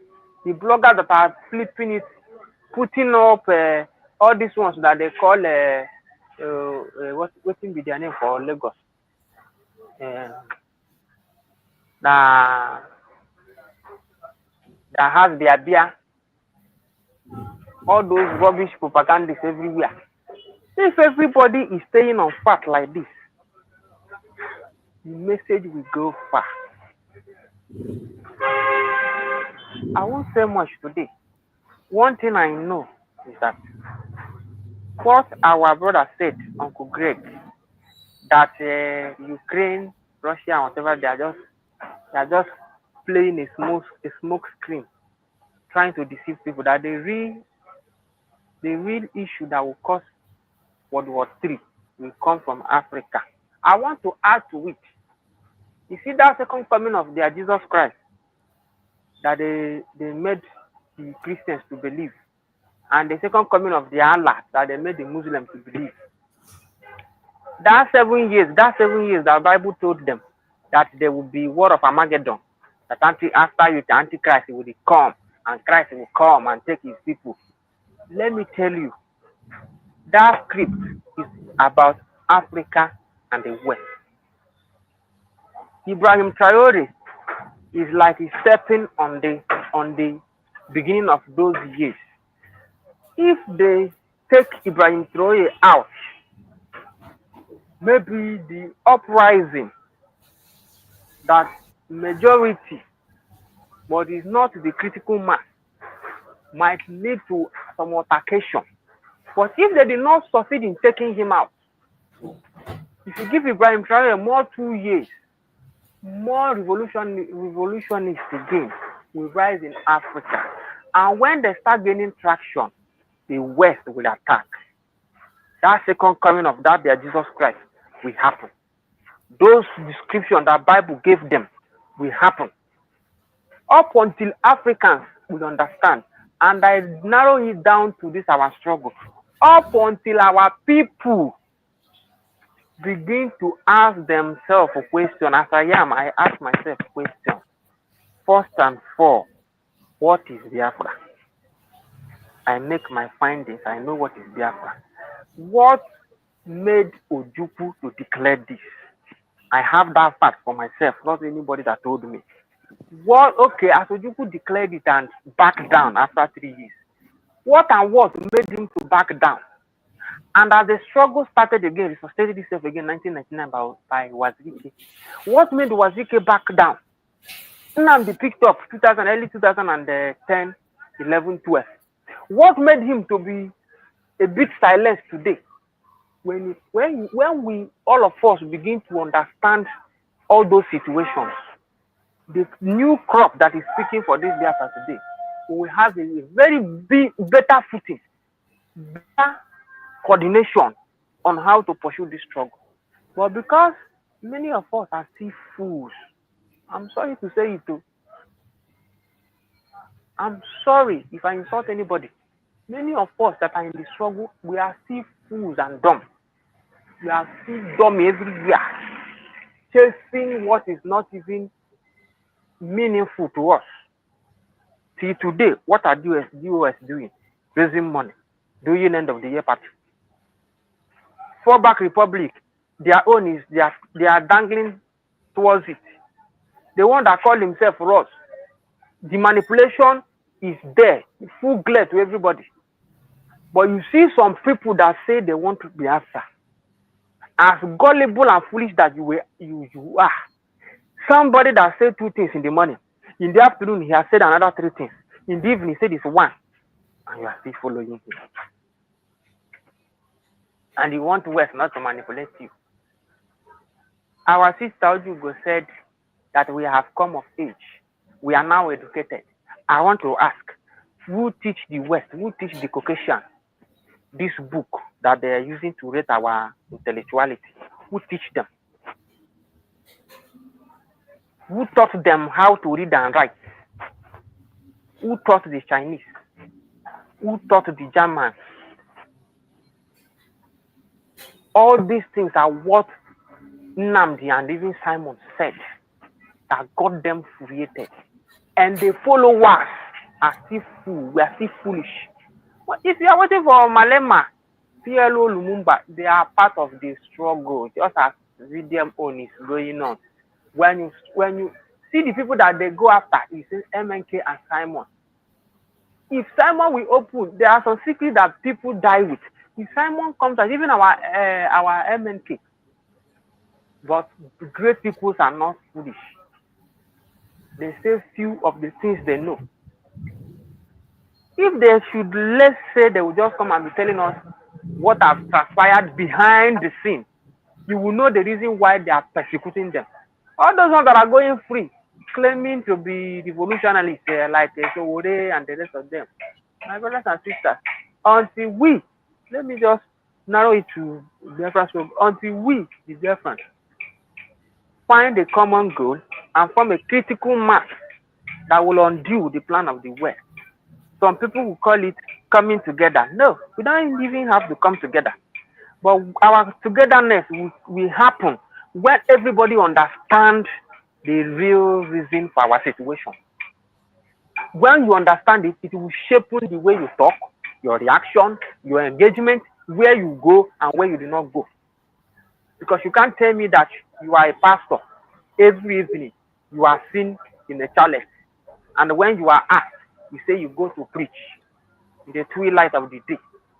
It's not possible. You can. It's only in Nigeria that you can deceive people with that. As a pastor, you have where you are not supposed to be seen at every given time. When we all understand this, you don't need to be party to A in US for you to know what to do for your nation. What is it called? America has it. They say think for what you will do for your country, not what your country will do for you. I can't remember how but Jay-Z sang it in his song. They put it in his song. So that when we understand all this, and the only few people have understood this in the struggle, and they are the likes of Simon Ekpa. They have all it takes to live nice. Even though the DOS say that his house is this and this, when you see his apartment, you know that the guy is living nice. And he said it one time that even the quest for Biafra denied him his travelings and enjoyment. That all the time he thinks the same thing as Nnamdi. I did review, my memory serves me right. I remember when he said that he has a consulting firm in England, in UK, and he's doing well up until COVID called him. He abandoned many things, started living a life of isolation, always on Twitter, answering questions, hosting meetings, and preaching. Same thing as our leader. But all this buffoon everywhere. You walk from your office, you do small things. You want to claim entitlement mentality. My brothers and sisters, nothing will liberate us. Number one, when we understand the real reason for this mess we are in, then the rate of all this sabotaging of your brother, misappropriation of your engagement, and all this issue of corruption, taking money, hijacking some things, and saying that up until this one come out before you will avail the resources to the people that is meant for the struggle to the people. That is when the undoing of the West will start. But as of now, they are still playing us. Yes, we are still their draft board. They are still playing us. And I believe, I know it won't be long. The new generation that is coming, they will understand what we are saying. That is why I say we need more preaching. We need more preaching. Not that it's just, but what you are doing on truth, that is what we need. What the media has today, we make a U-turn and start preaching. Don't speculate. Don't run on propaganda. State your facts straight. Make your finding and verification before you speak. Just as you do, our brother. Keep doing it. I know they will release Nnamdi. Malami said that the worst mistake they did was not unaliving Nnamdi, that they brought him alive back to Nigeria. That was a mistake. And he shows the hand of God in his life. They will hold on to him. Is it that we ourselves understand the real reason of Biafra? Then they will release him. Because our PM said it. Going to court, shouting, doing protests, is not even it. Because during that time, that all these camouflagers that made us to understand that they are following Simon, the crowd was everywhere. People were repenting. The talk on the release of Nnamdi was very, very on the high rate until France and Finland know what they did to themselves. But I will assure Finland, Nnamdi cost Britain, it cost UK. Ojukwu cost Gowon and the Middle Beltans, and today they are feeling it. Forget about that the media, the mainstream media, are demeaning everything. They are feeling it. They are feeling it. Do you know in Nigeria that the presidency, as of 2 days ago, said that the media should channel their attention, that they should not be broadcasting the insecurity again, that the media are giving insecurity the bandit popularity, that they should douse it. They are feeling it. So that is how it will continue. I know if all their machination, their corrupt practices that Finland is doing, and they succeed in lynching Simon, mark today's world date, and as I'm speaking, calamity is before Finland. Everybody will remember today. In fact, people will play today's voice recording. Calamity, great one, will be before Finland. That man went to China and started talking nonsense. I did not pity our people, but I know what I said to myself that day.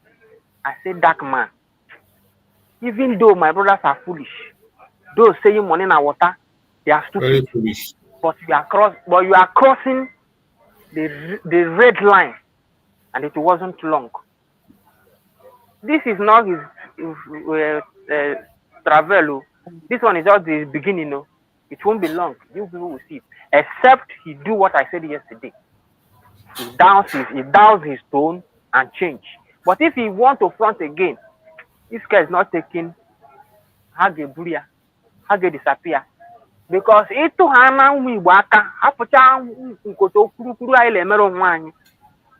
Anyị dịka that painted story of children of Israel. That is what we are. Ona kaide.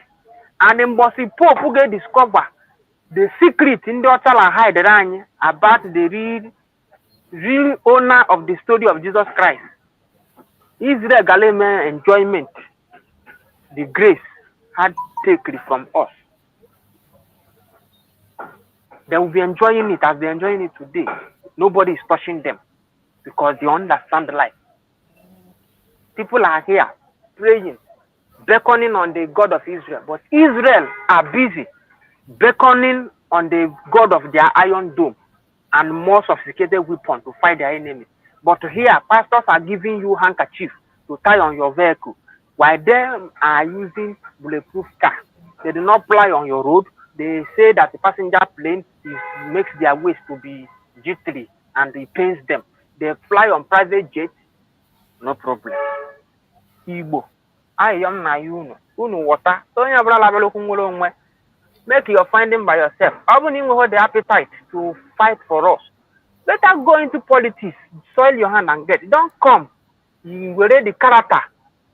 Like Sodom and Gomorrah, you will read that character and come into the story because all the people, majority of the people in the struggle, they are worse than Soludoha. Because if they are not worse than Soludoha, on what ground will Ogen carry? See the ego. Allah for every day. And you come and tell me. No. I don't believe. But God will save us. That's my prayer. I pray for our leader, Nnamdi Kanu. I pray for Simon Ekpa. Nothing will do them. Never again. All of them said it in their program. They've killed Gaddafi. West painted Uganda. Idi Amin. It is today now people are beginning to know that Idi Amin was not a brutal leader, but they painted him black. Mm-hmm. Any voice that wants to rise from Africa, they will demoralize that voice and destroy you. But I will tell them. I know them. I will tell them. It won't be long. They have stated it in their Bible that there will be 7 years of war of Armageddon, mass destruction. They are having different atomic bombs. Africa has none. But 99% of the raw material to produce it, you people assume it from African soil to your place. But you buy Africa from having any. But God will upturn it. God will upturn it. Once that they are gathering in Harlem, God will upturn it. Should be the other president in Namibia. Don't go where they or US so. Kuno mana the wave but they will go yakan la gwan buy. Or North Korea go sign alliance. People, fools, African fools are online bashing the woman that she goofed. She's a fool. She went to North Korea. Traore went to Great Russian Republic. The Uncle Greg kwuru ga-eme ndị ga-agbanata ya lọsọ bụ ndị ala enweta message ala akụkọ mmiri from here. Mgbe ọ ga-esu one among us nwekwara ike isi gị na ihe a dịkwa ka ọ ga-eme ndị lakọ m asịrị ebe ha lakọ asị ga-anọ lakọ asịrị ọdajuo ha. Ndị be anyị bụ ndị nọ n'ala Igbo m na-ekwu nke m ọsọ gị isoro USB. Dr. Ngozi ekwuola kedu Holy Ghost ọkwa nwere broadcast m fụrụ through adịmalụ nọ na channel ya. He said na April a ga-abụ last April a ga-enwe Nigerian president. Ndewo April nwe na-agwụghọ ala atọzi ya nwa achọ o metere buru philosophy ime ihe ọjọọ isi ihe ọjọọ laa ịghọrịa ndị gị na ha na-achụ mmụọ tụgharịa ogbuo gị. That's all I know. Onye bịara okwu nwe onwe kwụba aka gị ọtọ ile egwukwe wayo dị ime ahịa egwukwere ya na struggle ile atụkwasị dị ime ahịa atụkwala ya because omiomio akwa ndị gbasara Nnamdi Kanu mgba ebee ka ọ nọ today. Omiomio ebee ka ọ nọ na Barisima Mmezu. Where are them today? Ọkwa ndị ha na Nnamdi na-achụ mmụọ Nnamdi tụgharịa ha si n'isi adịka isi mmụọ Nnamdi aka dịkwa ndụ ha nwere debekwala obodo ezu ike ụna ahụ ka ọ ya dị o megholu izu omeela ọnwa. That's all I know. Igbukwa onye wayo na iro egbukweghị azala struggle because nke struggle kpụ ọkụ mgbe ọ ya apịa gị unexpectedly and then your eyes will open. Thank you, my brother. Keep your good work. We will come in, we say whatever we know to be the truth. You have been upholding the truth. All your people that contribute in your program, you've even confined us to stay on the truth. Your platform is not for gossip, and it will never be for gossip. Because all our great leaders, they never gossip. For the fact they laid the precedent for us, we will never gossip. Thank you so much. Thank you so much, my brother. We appreciate your contribution. And as we move forward, let us listen to this intro. Fear for our land, we could stand together, fight for freedom now. No surrender. This day is more than just an opening. It is a call for peace and reconciliation. Join us at the first ever Biafra Peace Summit, where the past and present voices for Biafra independence come together. No segregation, no division, just one people with one purpose. An occasion to voice our differences, resolve them, and stand stronger as one people. May 30th is also our separate Biafra Heroes Remembrance Day, when we honor the brave souls of men and women who fought and children who fell from the genocidal war of 1967 to 1970, where over 3 million Biafrans lost their lives. The day we honor those unjustly imprisoned and killed before the war, during the war, and presently, simply for being Biafrans. We salute our past and present leaders, from the vision of Chukwuemeka Odumegwu Ojukwu to the resilience of Philip Effiong, the fearless dedication of Mazi Nnamdi Kanu, and the unwavering courage of Simon Ekpa Odogu, who have carried the torch of our struggle. Their sacrifices and leadership lights our paths forward. As we all know, for far too long, we've endured suffering at the hands of our enemies and division from within. This summit is power-packed to heal those wounds, to uproot seeds of discord planted among us, and to unite Biafrans across tribes, regions, religions, and political views. Together, we are unstoppable. Be part of history. Join us on May 30th, 2025 at the United States of Biafra headquarters in Washington, D.C. A day of unity, remembrance, and renewal. Biafra rises as one strong nation, bolder together. Venue, 11726 Connecticut Avenue, Northwest Washington, D.C. Time, 3 p.m. Biafra time and 10 a.m. Washington time. 30th of May 2025, a united Biafra. Our time is now. This message is proudly sponsored by the Office of the United States of Biafra Deputy Prime Minister, Her Excellency Dr. Ngozi Orabweze, and the Biafra Information, Telecommunication and Postal Service. My name is Marvelous Chukwubikem Arinze.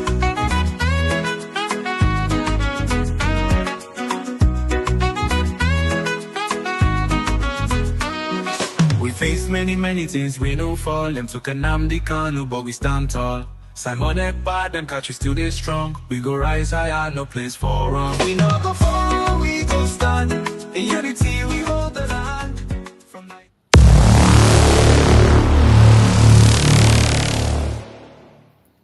Welcome back. These are important informations that we need to update our people to get informed with. So there is another program that is coming up on Sunday. On Sunday, wherever you are, make sure you are part of that program. The program, it says, official meeting announcement, environmental protection awareness campaign. We are pleased to announce an official meeting to discuss environmental protection awareness campaign. Your participation is essential as we work together to promote sustainability and environmental responsibility. Department of Water Resources and Environmental Management. This program is coming on Sunday, date 11th, 2025, 5 p.m. Biafran time. Please, we are going to stream it live and the Zoom link is going to be shared so that everybody can connect. The Department of Water Resources and Environmental Management of the United States of Biafra is going to speak to Biafran people and we are going to discuss. Wherever you are, don't miss this program on Sunday. It's a very special section, and every one of us must be part of it. The secretary in charge of that very department is there, and he is going to be the one to carry out the program, which is Honorable Dr. Cornelius Namuchi, secretary in charge. He is going to be the one to carry out that very program, and every one of us should make sure we are in that program to make our input. It is a very important program, and as you know, the declaration of Biafra is not a joke. Biafra has been declared on the 29th of November 2024, and every department is working as we speak. The departments come online from time to time. The media, we present them, and they present their work to the Biafran people. You have seen defense come several times. You have seen so many other departments come. The finance have come several times. And so many other departments, and more of them are going to be coming from time to time. So on Sunday, we are going to be hosting Department of Water Resources, Environmental Management. And the discussion will be on environmental protection awareness. Everybody should be there. Let us study and know how to protect our environment, how to protect the United States of Biafra. Make your suggestions, make your contributions. We are building our nation already. And in building our nation, every hand must be on deck. It is not something that one person will do. Every one of us has to get involved in building our nation. And we will build a nation that will be suitable for us, a nation where we are going to be proud and say, yes, we have done it. My fellow Biafrans that are watching, you are all welcome. And remember the program we are having today. Our supreme leader, Mazi Nnamdi Kanu, is in court. And as they said, that the case is going to be concluded today. That was what the judge promised. But from all indication, we are not sure if they're going to meet up or not. Because from the information that is coming from the office of a lawyer, Jimako, he said he's not very sure if they're going to conclude today, if they can be able to conclude their cross-examination today, because they have to cross-examine. But when you see what I was reading before, you see that they are still providing some evidence. The accusing part are still, prosecuting section are still providing evidence and playing videos and all that. So if our own parts, the Biafran lawyers, will be able to have enough time to cross-examine the prosecution and the witnesses, and then we know that we can be able to conclude today. But if they cannot be able to conclude today, that means the case has to be adjourned again. So we are waiting to see what is going to be the outcome, the conclusion today. Whatever be the conclusion, we are still going to bring the updates, and the Biafran will be updated, and we know where we are going. And from there, we can now know what we are doing. Biafra has already been declared. What we are supposed to do today that is going to grant Mazi Nnamdi Kanu genuine freedom is recognition. Pursue recognition in your own little way, any place you are. Continue to support the United States of Biafra under Dr. Ngozi Orebweze. Try everything you can to make sure you put on your own effort to support the office of the Prime Minister that is under the government of Mazi Nnamdi Kanu, that is under our Deputy Prime Minister, Dr. Ngozi today. Support it the best way you can. Support. Promote Biafra in your own little way. And those of us on the ground, restoration on the ground is going to happen already. The decentralized Liberation Army of Biafra are doing their own part, and we have to fund them. We have to fund them. So remember, on Saturday is our fundraising. On that fundraising, you can equally come on that fundraising and ask questions to the Deputy Prime Minister. The Deputy Prime Minister is always available on that fundraising. Any question you have, you know her, she's a person who attends to every question. There is no limit. She doesn't gag people and say, don't ask this or not. In United States of Biafra, we have freedom of speech. You can ask any question. You are entitled to your opinion. So those of you that are having doubt in mind, you are still having some challenges, there are still some things which I am not able to clarify here. Maybe there are certain things that I said that you don't like, or there are certain things I say here that is not very clear to you. Come to the fundraising on Saturday. Once you come to that fundraising, you can ask questions directly to the Deputy Prime Minister. And I bet you, whatever your question be, it will be answered. The link will be shared on Saturday. The link is already out. I think it's already out. So you just follow the link and you join us on Saturday, 7 p.m. Biafra time dot.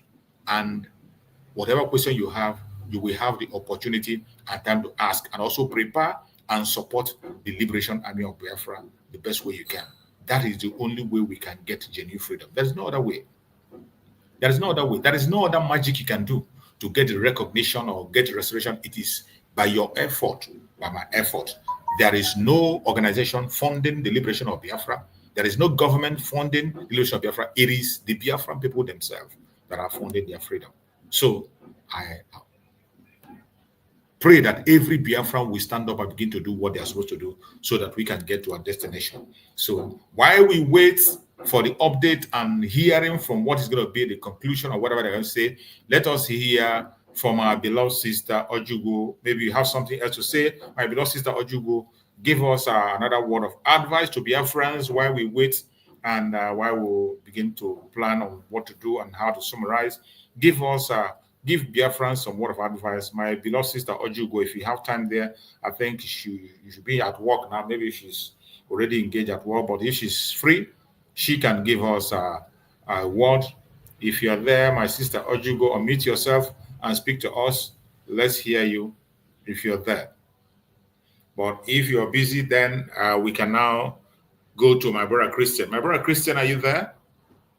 Go ahead, my brother Christian. Let's hear you have an input to make a word of advice to our people while we wait. Or let's say, do I play, if there's a video that's also catching this thing that I want to play, so let me play that video so that we can discuss on that video while we wait for the next update.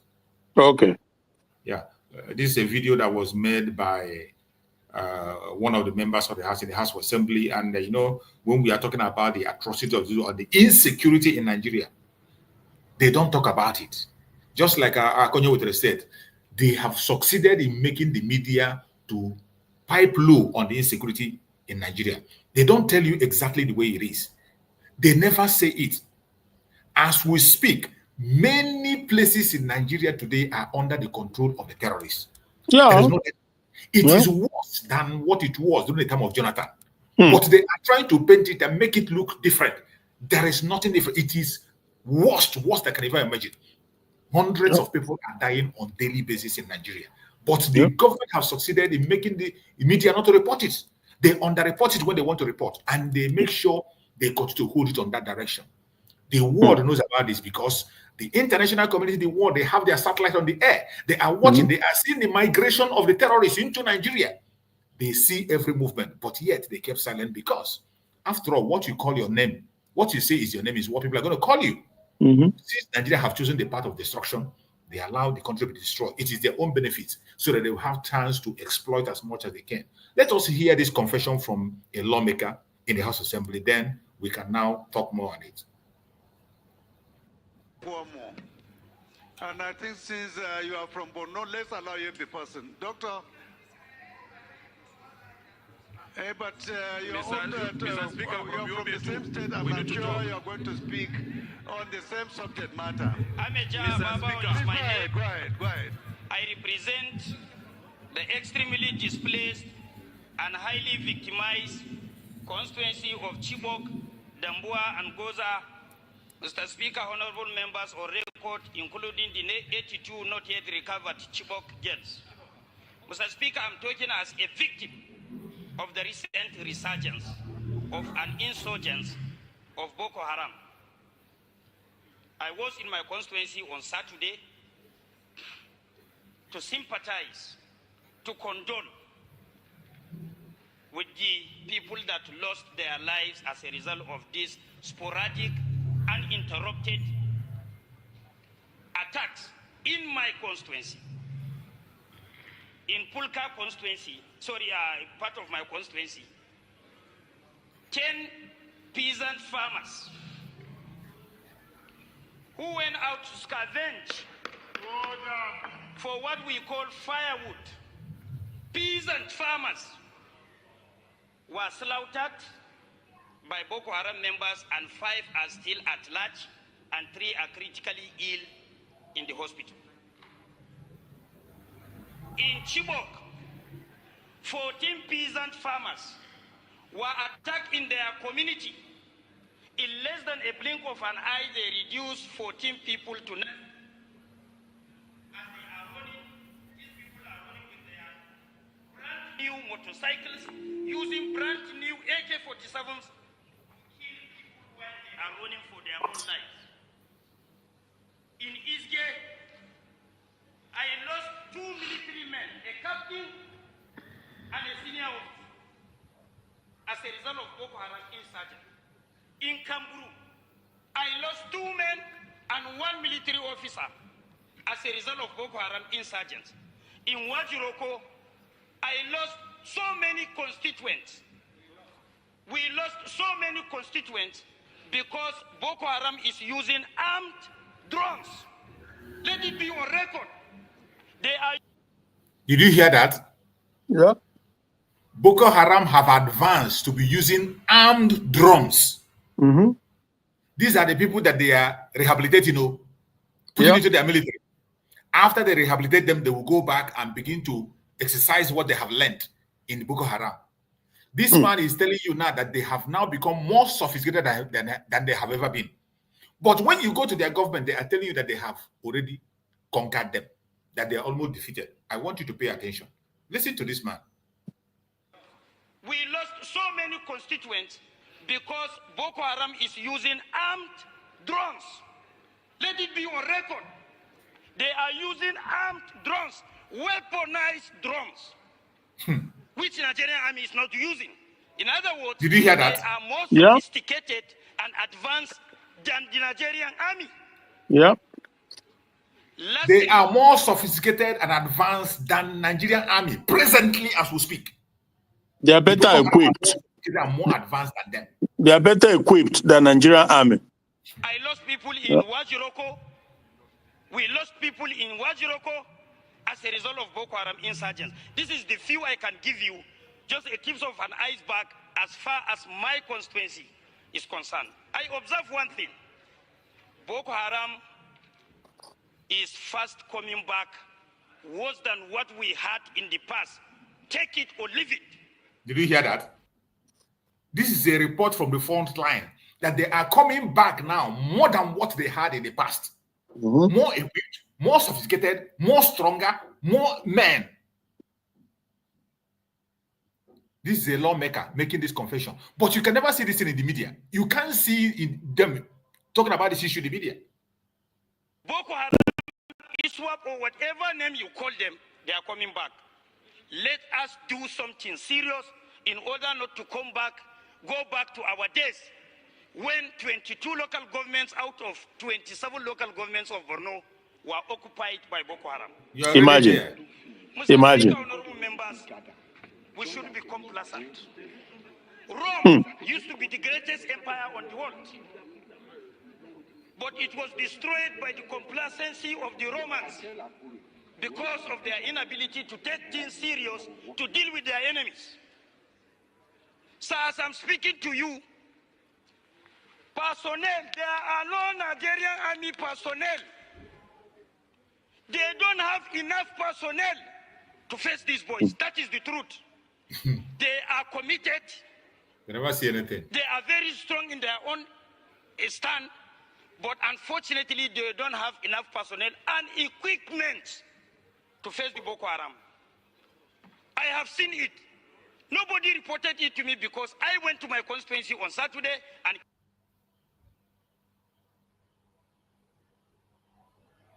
Did you hear that? This is the situation in Nigeria, but they don't talk about it. Some people are busy politicking.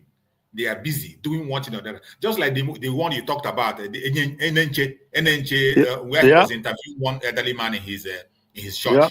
I don't know whether you saw the video where he was interviewing one elderly man in his church. Yeah, yeah. The man was saying that that no need for election. Nobody should be talking election. They should be talking about renegotiating Nigeria.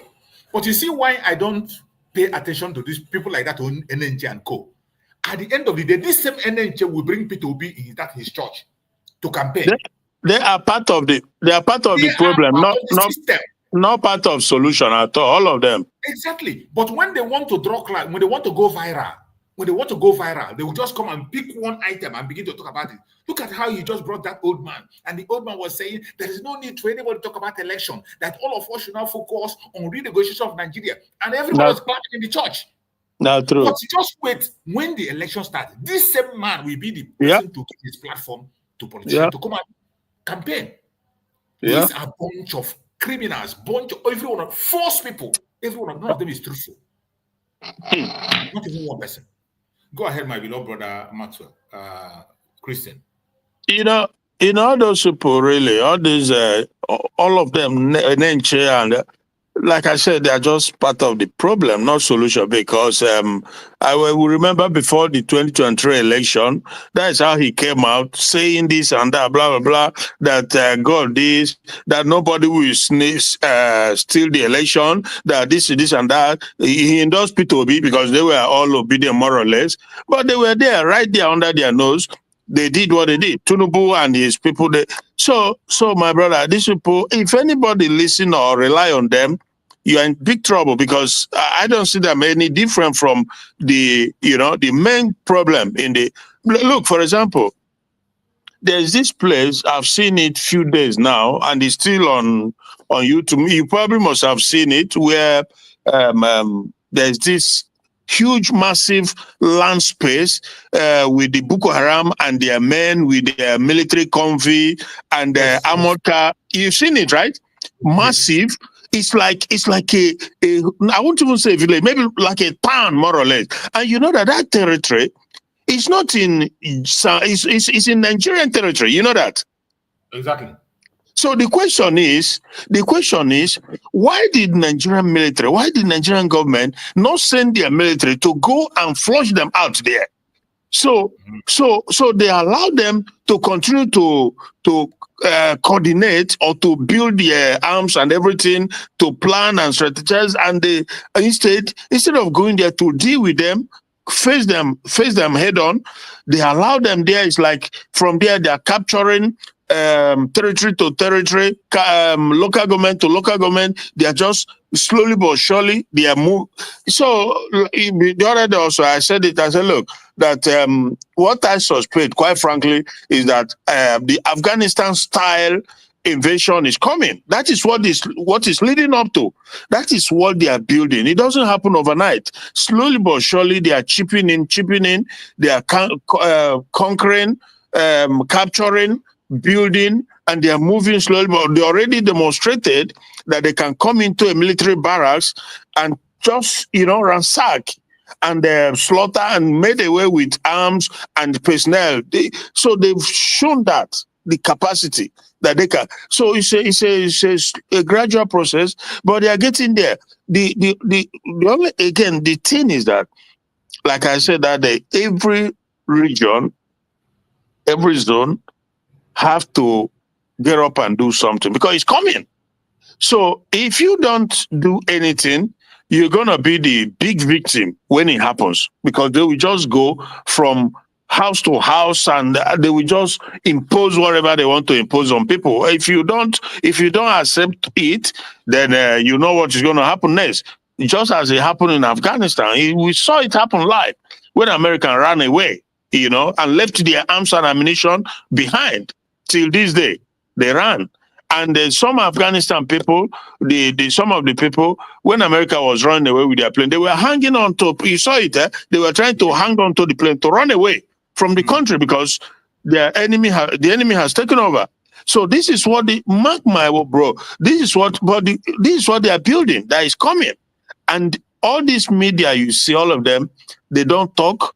Channel or Arise or AT, all of them, they don't, either because they are all being bankrolled by the imperialists. I'm telling you that. All this channel you see, all this AI Arise, they are just like the SAS Nigerian police that was being bankrolled by the same, you know who I'm talking about. Yes.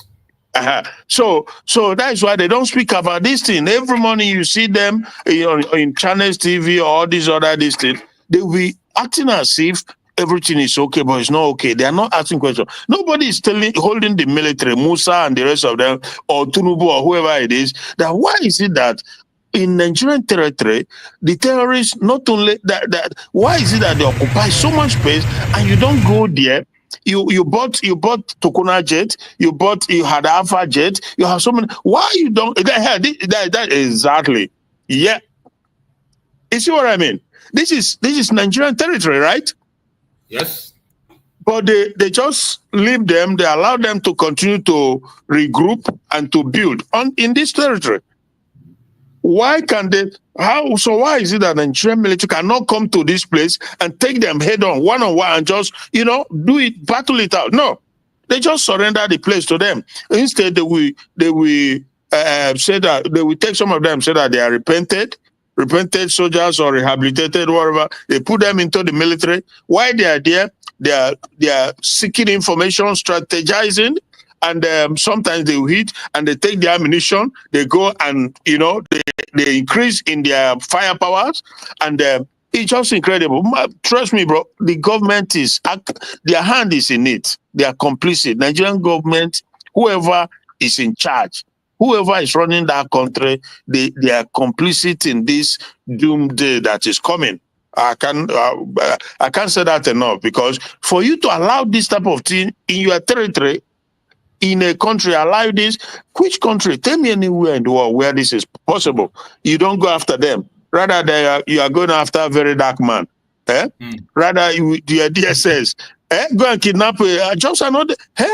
You are going after Nnamdi Kanu, who only he asked for just two things, legitimate two requests he put up: self-defense, which is very legitimate, and self-defense and the self-determination. I should say. So it's but I'm just wondering, how is it that the people in that contraction, the politicians, the media, the citizens, they are not concerned about this rain that is coming? So my brother, but anyway, the thing is, because you've stayed so long now, depending on how your time schedule is. However, whatever happens, if they finish this session, if they are able to conclude today, fine. If not, we will continue by tomorrow also, by the grace of God, we continue to deliberate, discuss on this. And yeah, we are here. We are not going anywhere. Definitely, they cannot finish today. I think I've gotten an update. They have adjourned the case to 14th. 21st and 22nd. Jesus. Oh. 14th, from 8. Yeah, you know that Motosho, well, he was the one who gave a conclusive date of 18th. Now it has gone to 20. What you say again? It's going to be 14th, 21st, and 22nd of May. Of May. Yes. Yes, okay. Of May.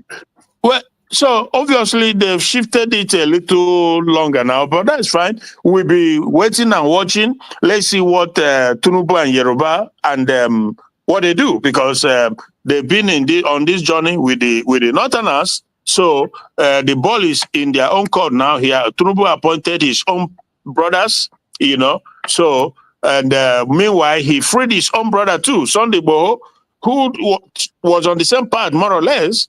A lot of people were killed during his own time, that Sunday Igboho, and he picked up arm to defend himself. That is exactly what ESN formed, vigilante, to defend the people, which is self-defense. So they worked within in an inside project, and they free Sunday Igboho. They allowed him to come from abroad and had a burial of his mom, and he left back. So, but an Igbo man. So we just watch and see what happened at the end.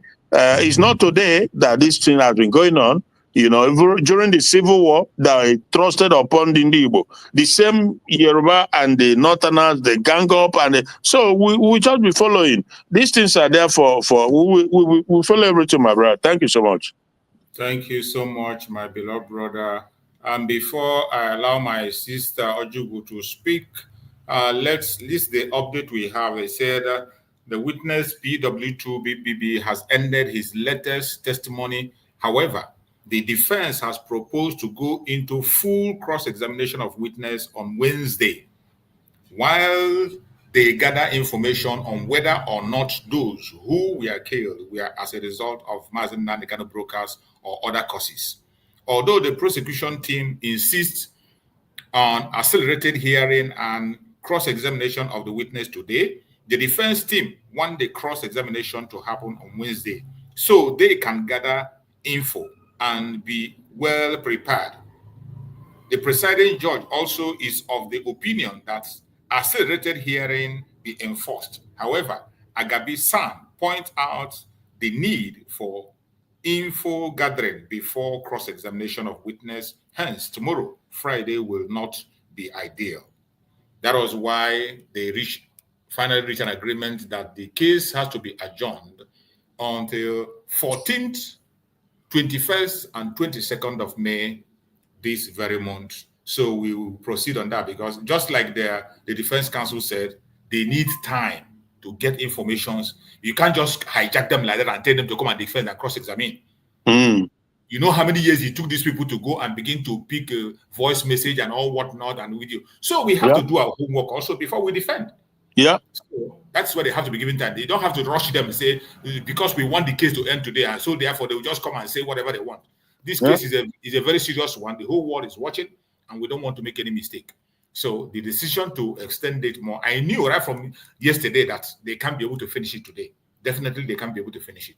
So the cross-examination is going to take time also. So at least from that 14th, 21st, and 22nd, everything by special grace of Chukwu will be finished. So thank God we have gotten the update, and now we can begin to round up the program and prepare for other issues so that everybody can go and do what they have to do.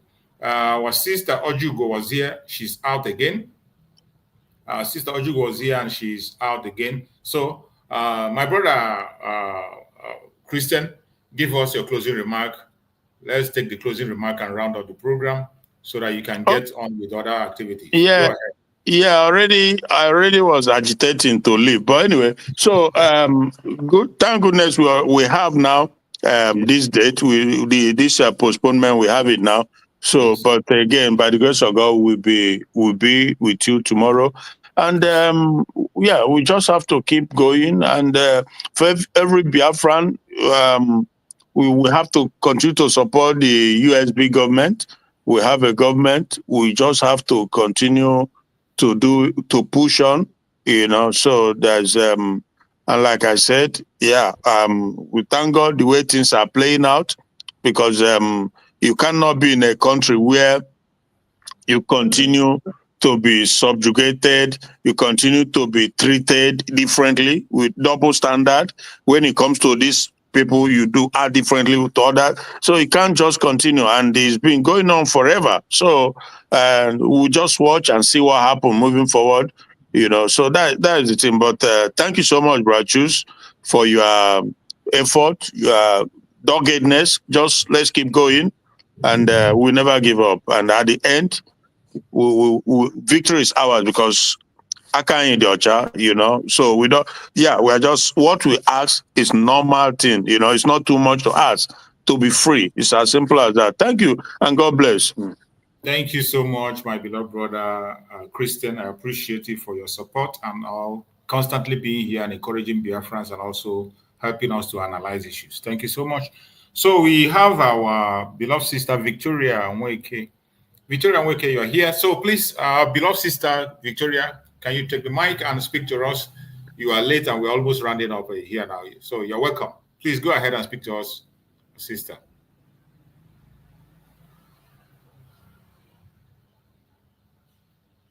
Our sister Victoria, unmute yourself. Unmute yourself. You are muted. Sister Victoria, unmute yourself.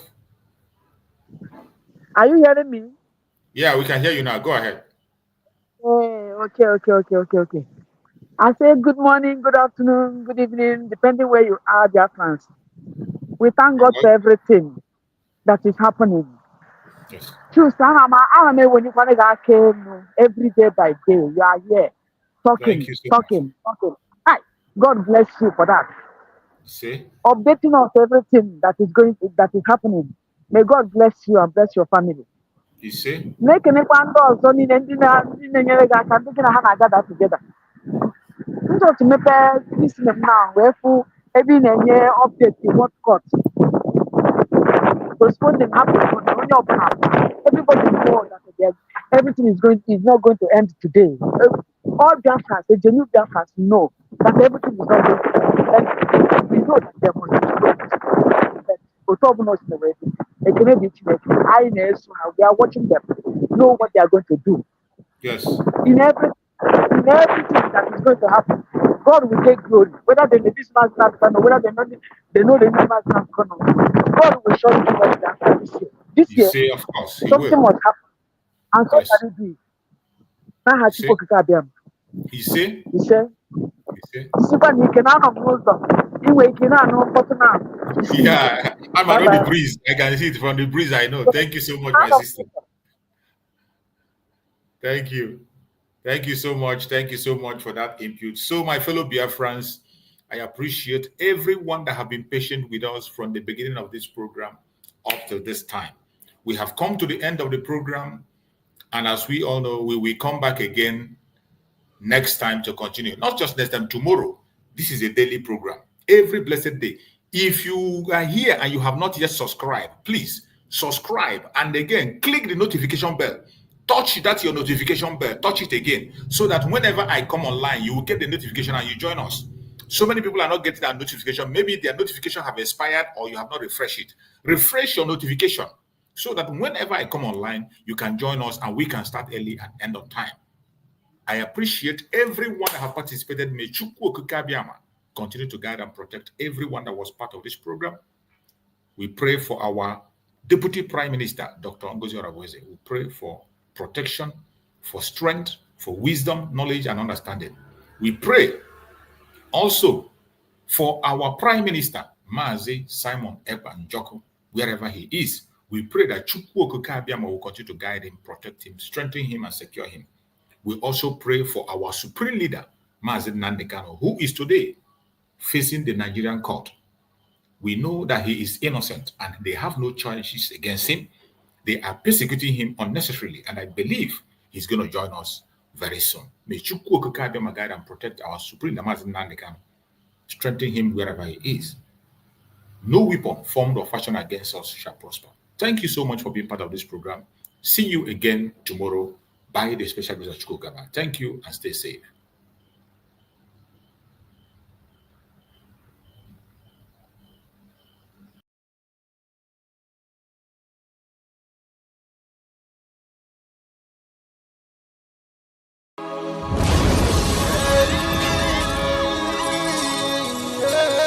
This is from Biafrans Got Talent. We are letting Biafrans know the reason why we should remember those who gave their lives for us, those who died, that we may live. You died to end my suffering. You died fighting for my freedom. Your blood is the seed of redemption. You are my They did no wrong, but then military shots at them. 67 to 70, we remember them. 2016, 38 May, memory still lives in our mind till today. Wonder why they refuse to publicize the genocide. The world media turn blind eyes to our plight. It's time to arise, land of the rising sun. Let's rise one more time, let's rise. Yo, we will never forget our fallen heroes. Those who gave their life for us. Onitsha massacre, Iwata massacre, Aba massacre. We remember you. Alright. Tell them I thought that day. Remember when me tell you say I thought that day. Yeah, I remember that what I called as a Bruce Mero. Like a papa nuku, but them we boniro. Me tell you what I look pandi, what pandi samiro. Me tell you what I day. For me the fella, the rest of man I tell you what I do. Me know that you come to tell them heroes, I want to promise you something today. We must fight together, no retreat and no surrender. We must hold them down till the end of time. The most important thing is that we will restore Biafra. I look up to the sky with tears in my eyes for other Biafrans and for freedom had to die. We will never forget you as the days go by. You are always in my heart, we'll never be apart. They fought for our freedom, they died for our freedom. They fought the Nigerian soldiers in the war front without food, without guns, for our freedom, for our life, for our own good, for our children. We love them, our heroes, we want them. My heart bleeds when I saw them slain. Where will I be now if not then? They will remain indelible in my heart. Forever, forever, forever, and ever, and ever, and ever. We serve in your plantation, and the way you paid us back with your bloody starvation. We bled in our history, that the death of my people is a mystery. No going back to get to a victory. I had a voice now call for vengeance. I never get bombed, I'ma blow like a vengeance. Yo, we will never forget our fallen heroes. Those who gave their life for us. Onitsha massacre, Iwata massacre, Aba massacre. We remember you. Alright. Where will I be now? If not you, you died at Mali.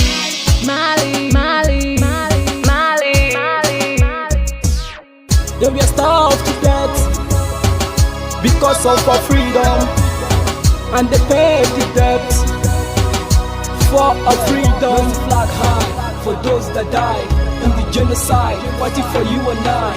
There is pain in the heart, we bleeding inside, tears in the eyes, so I'm falling heroes. This is for my fallen heroes.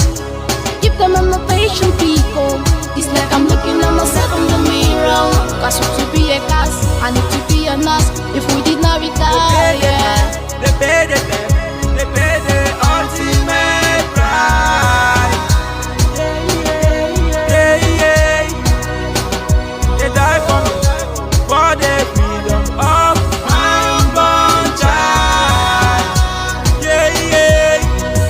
We live for the legacy.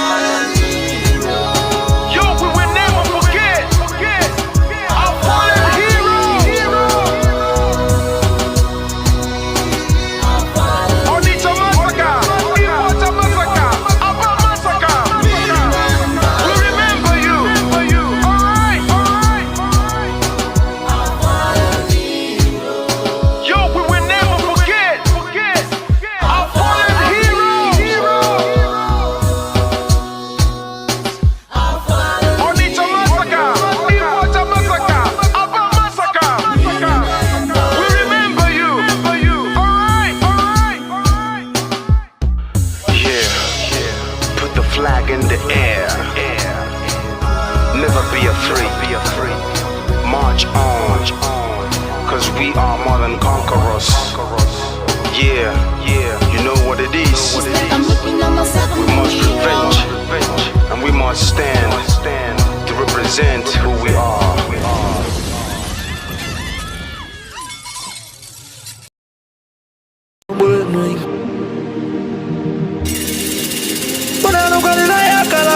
na-eri n'ụwa ngwụlọ na nwa nara na mose vive na nkịtị enu eyi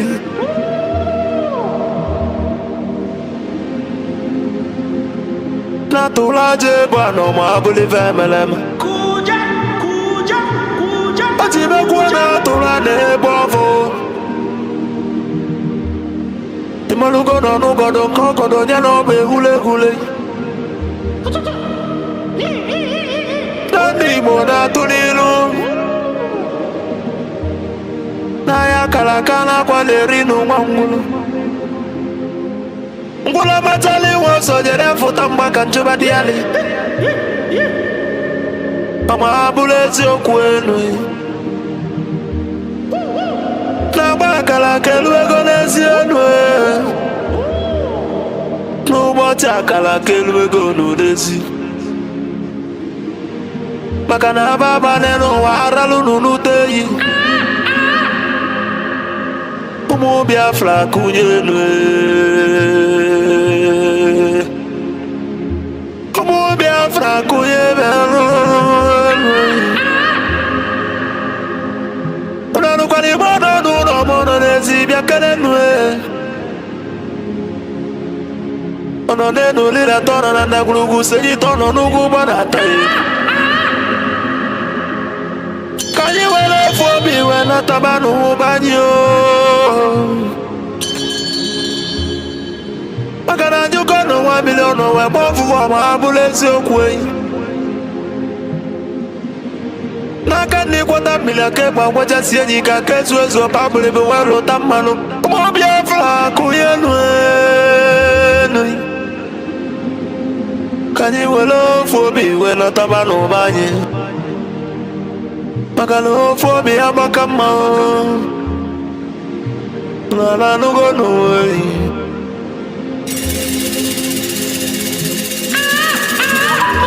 ụmụ Biafra na m ekele unu niile nke a bụ nke anyị nwa adati na ijele nwanyị bịa kene gị ọkwa gị bụrụ ụkwụ ekele n'afa ndị otu Biafra Izawa and the Biafra Izawa religion nke ọ dị na nwata chi eze amụrụ n'obi bụ onye iwere ya kwesị ya kene arụ gị adụmegwu Chukwu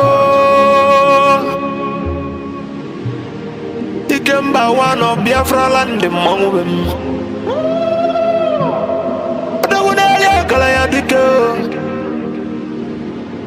nwafọ ndị Igbo jiri dị ebube bịa n'ebe ijebele mmanwụ be m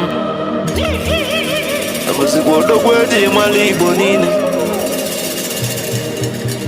odogwu eji mara Biafra bịa odumegwu Chukwu ọpa gị si ekene lụgị Philip Effiong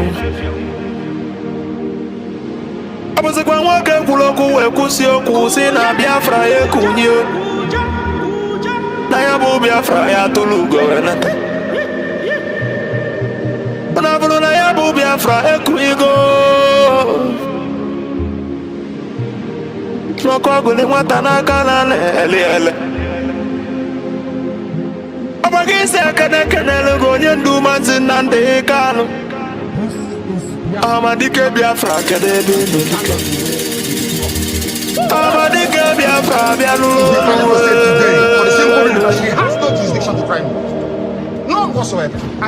ọkwa gị bụ ofe onye tiri ndị iro mgbada nwụrụ anwụ n'isi and cannot try my case. There are things that are happening in this country that a lot of you do not know. It is my duty to make that very, very clear to all of you today. Because the lies are too much.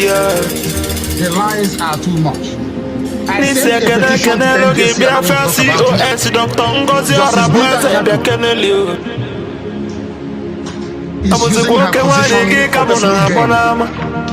for personal gain. Her son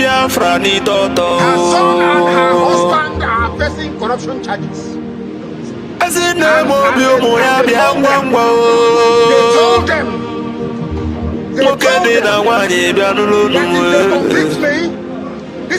This is what happens.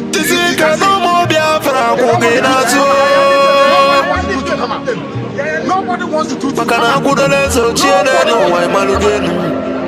That's the problem. They sent her to my case. So they can the Biafran government in they don't exile cabinet.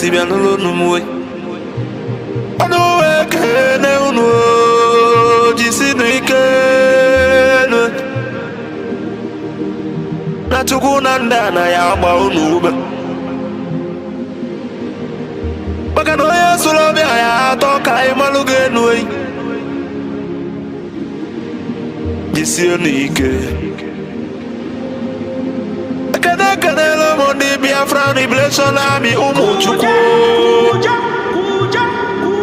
dia jesa Biafran la ne be kada nuoi the great oracles of Biafra na no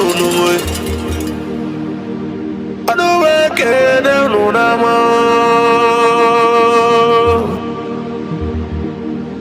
na no jisi kenan na to go ya ba home omo chukwu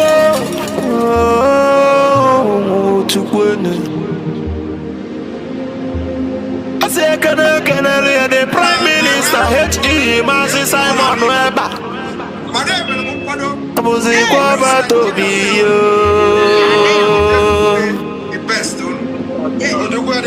Atwele le omo Biafra bianulo Anonganga pio tembe wile name I can show you, you will not see. Lili omo biao Kudwa komili na kwa lulu Yes. Mwana kwa mubia kenelio Odagiri dimu All the guys spend their son to Ose fulu bilo bianulo nuwe Makwale na kosa de malanya Mweji mwagu kojilo sinodilo kasojilo yatiji sojilo wewalasa Abuzi kwe wabatobi Pagada gidi kebya nulu Mweji wekwala niyo Tujine tukujele di Biafra na nulu Nuna beke nege Asimono ya dele Biafra ni nenama Asino ya dele ni nenama Mandaye na bono mweno utelanyi welien Mandaye na bono nudono no mwe Makana mbona boke kwe na bodike Moya na no moya no No bivo ye dobeli nedene no wama believe melema A good legacy will last forever wama believe melema And the remembrance of my bless you.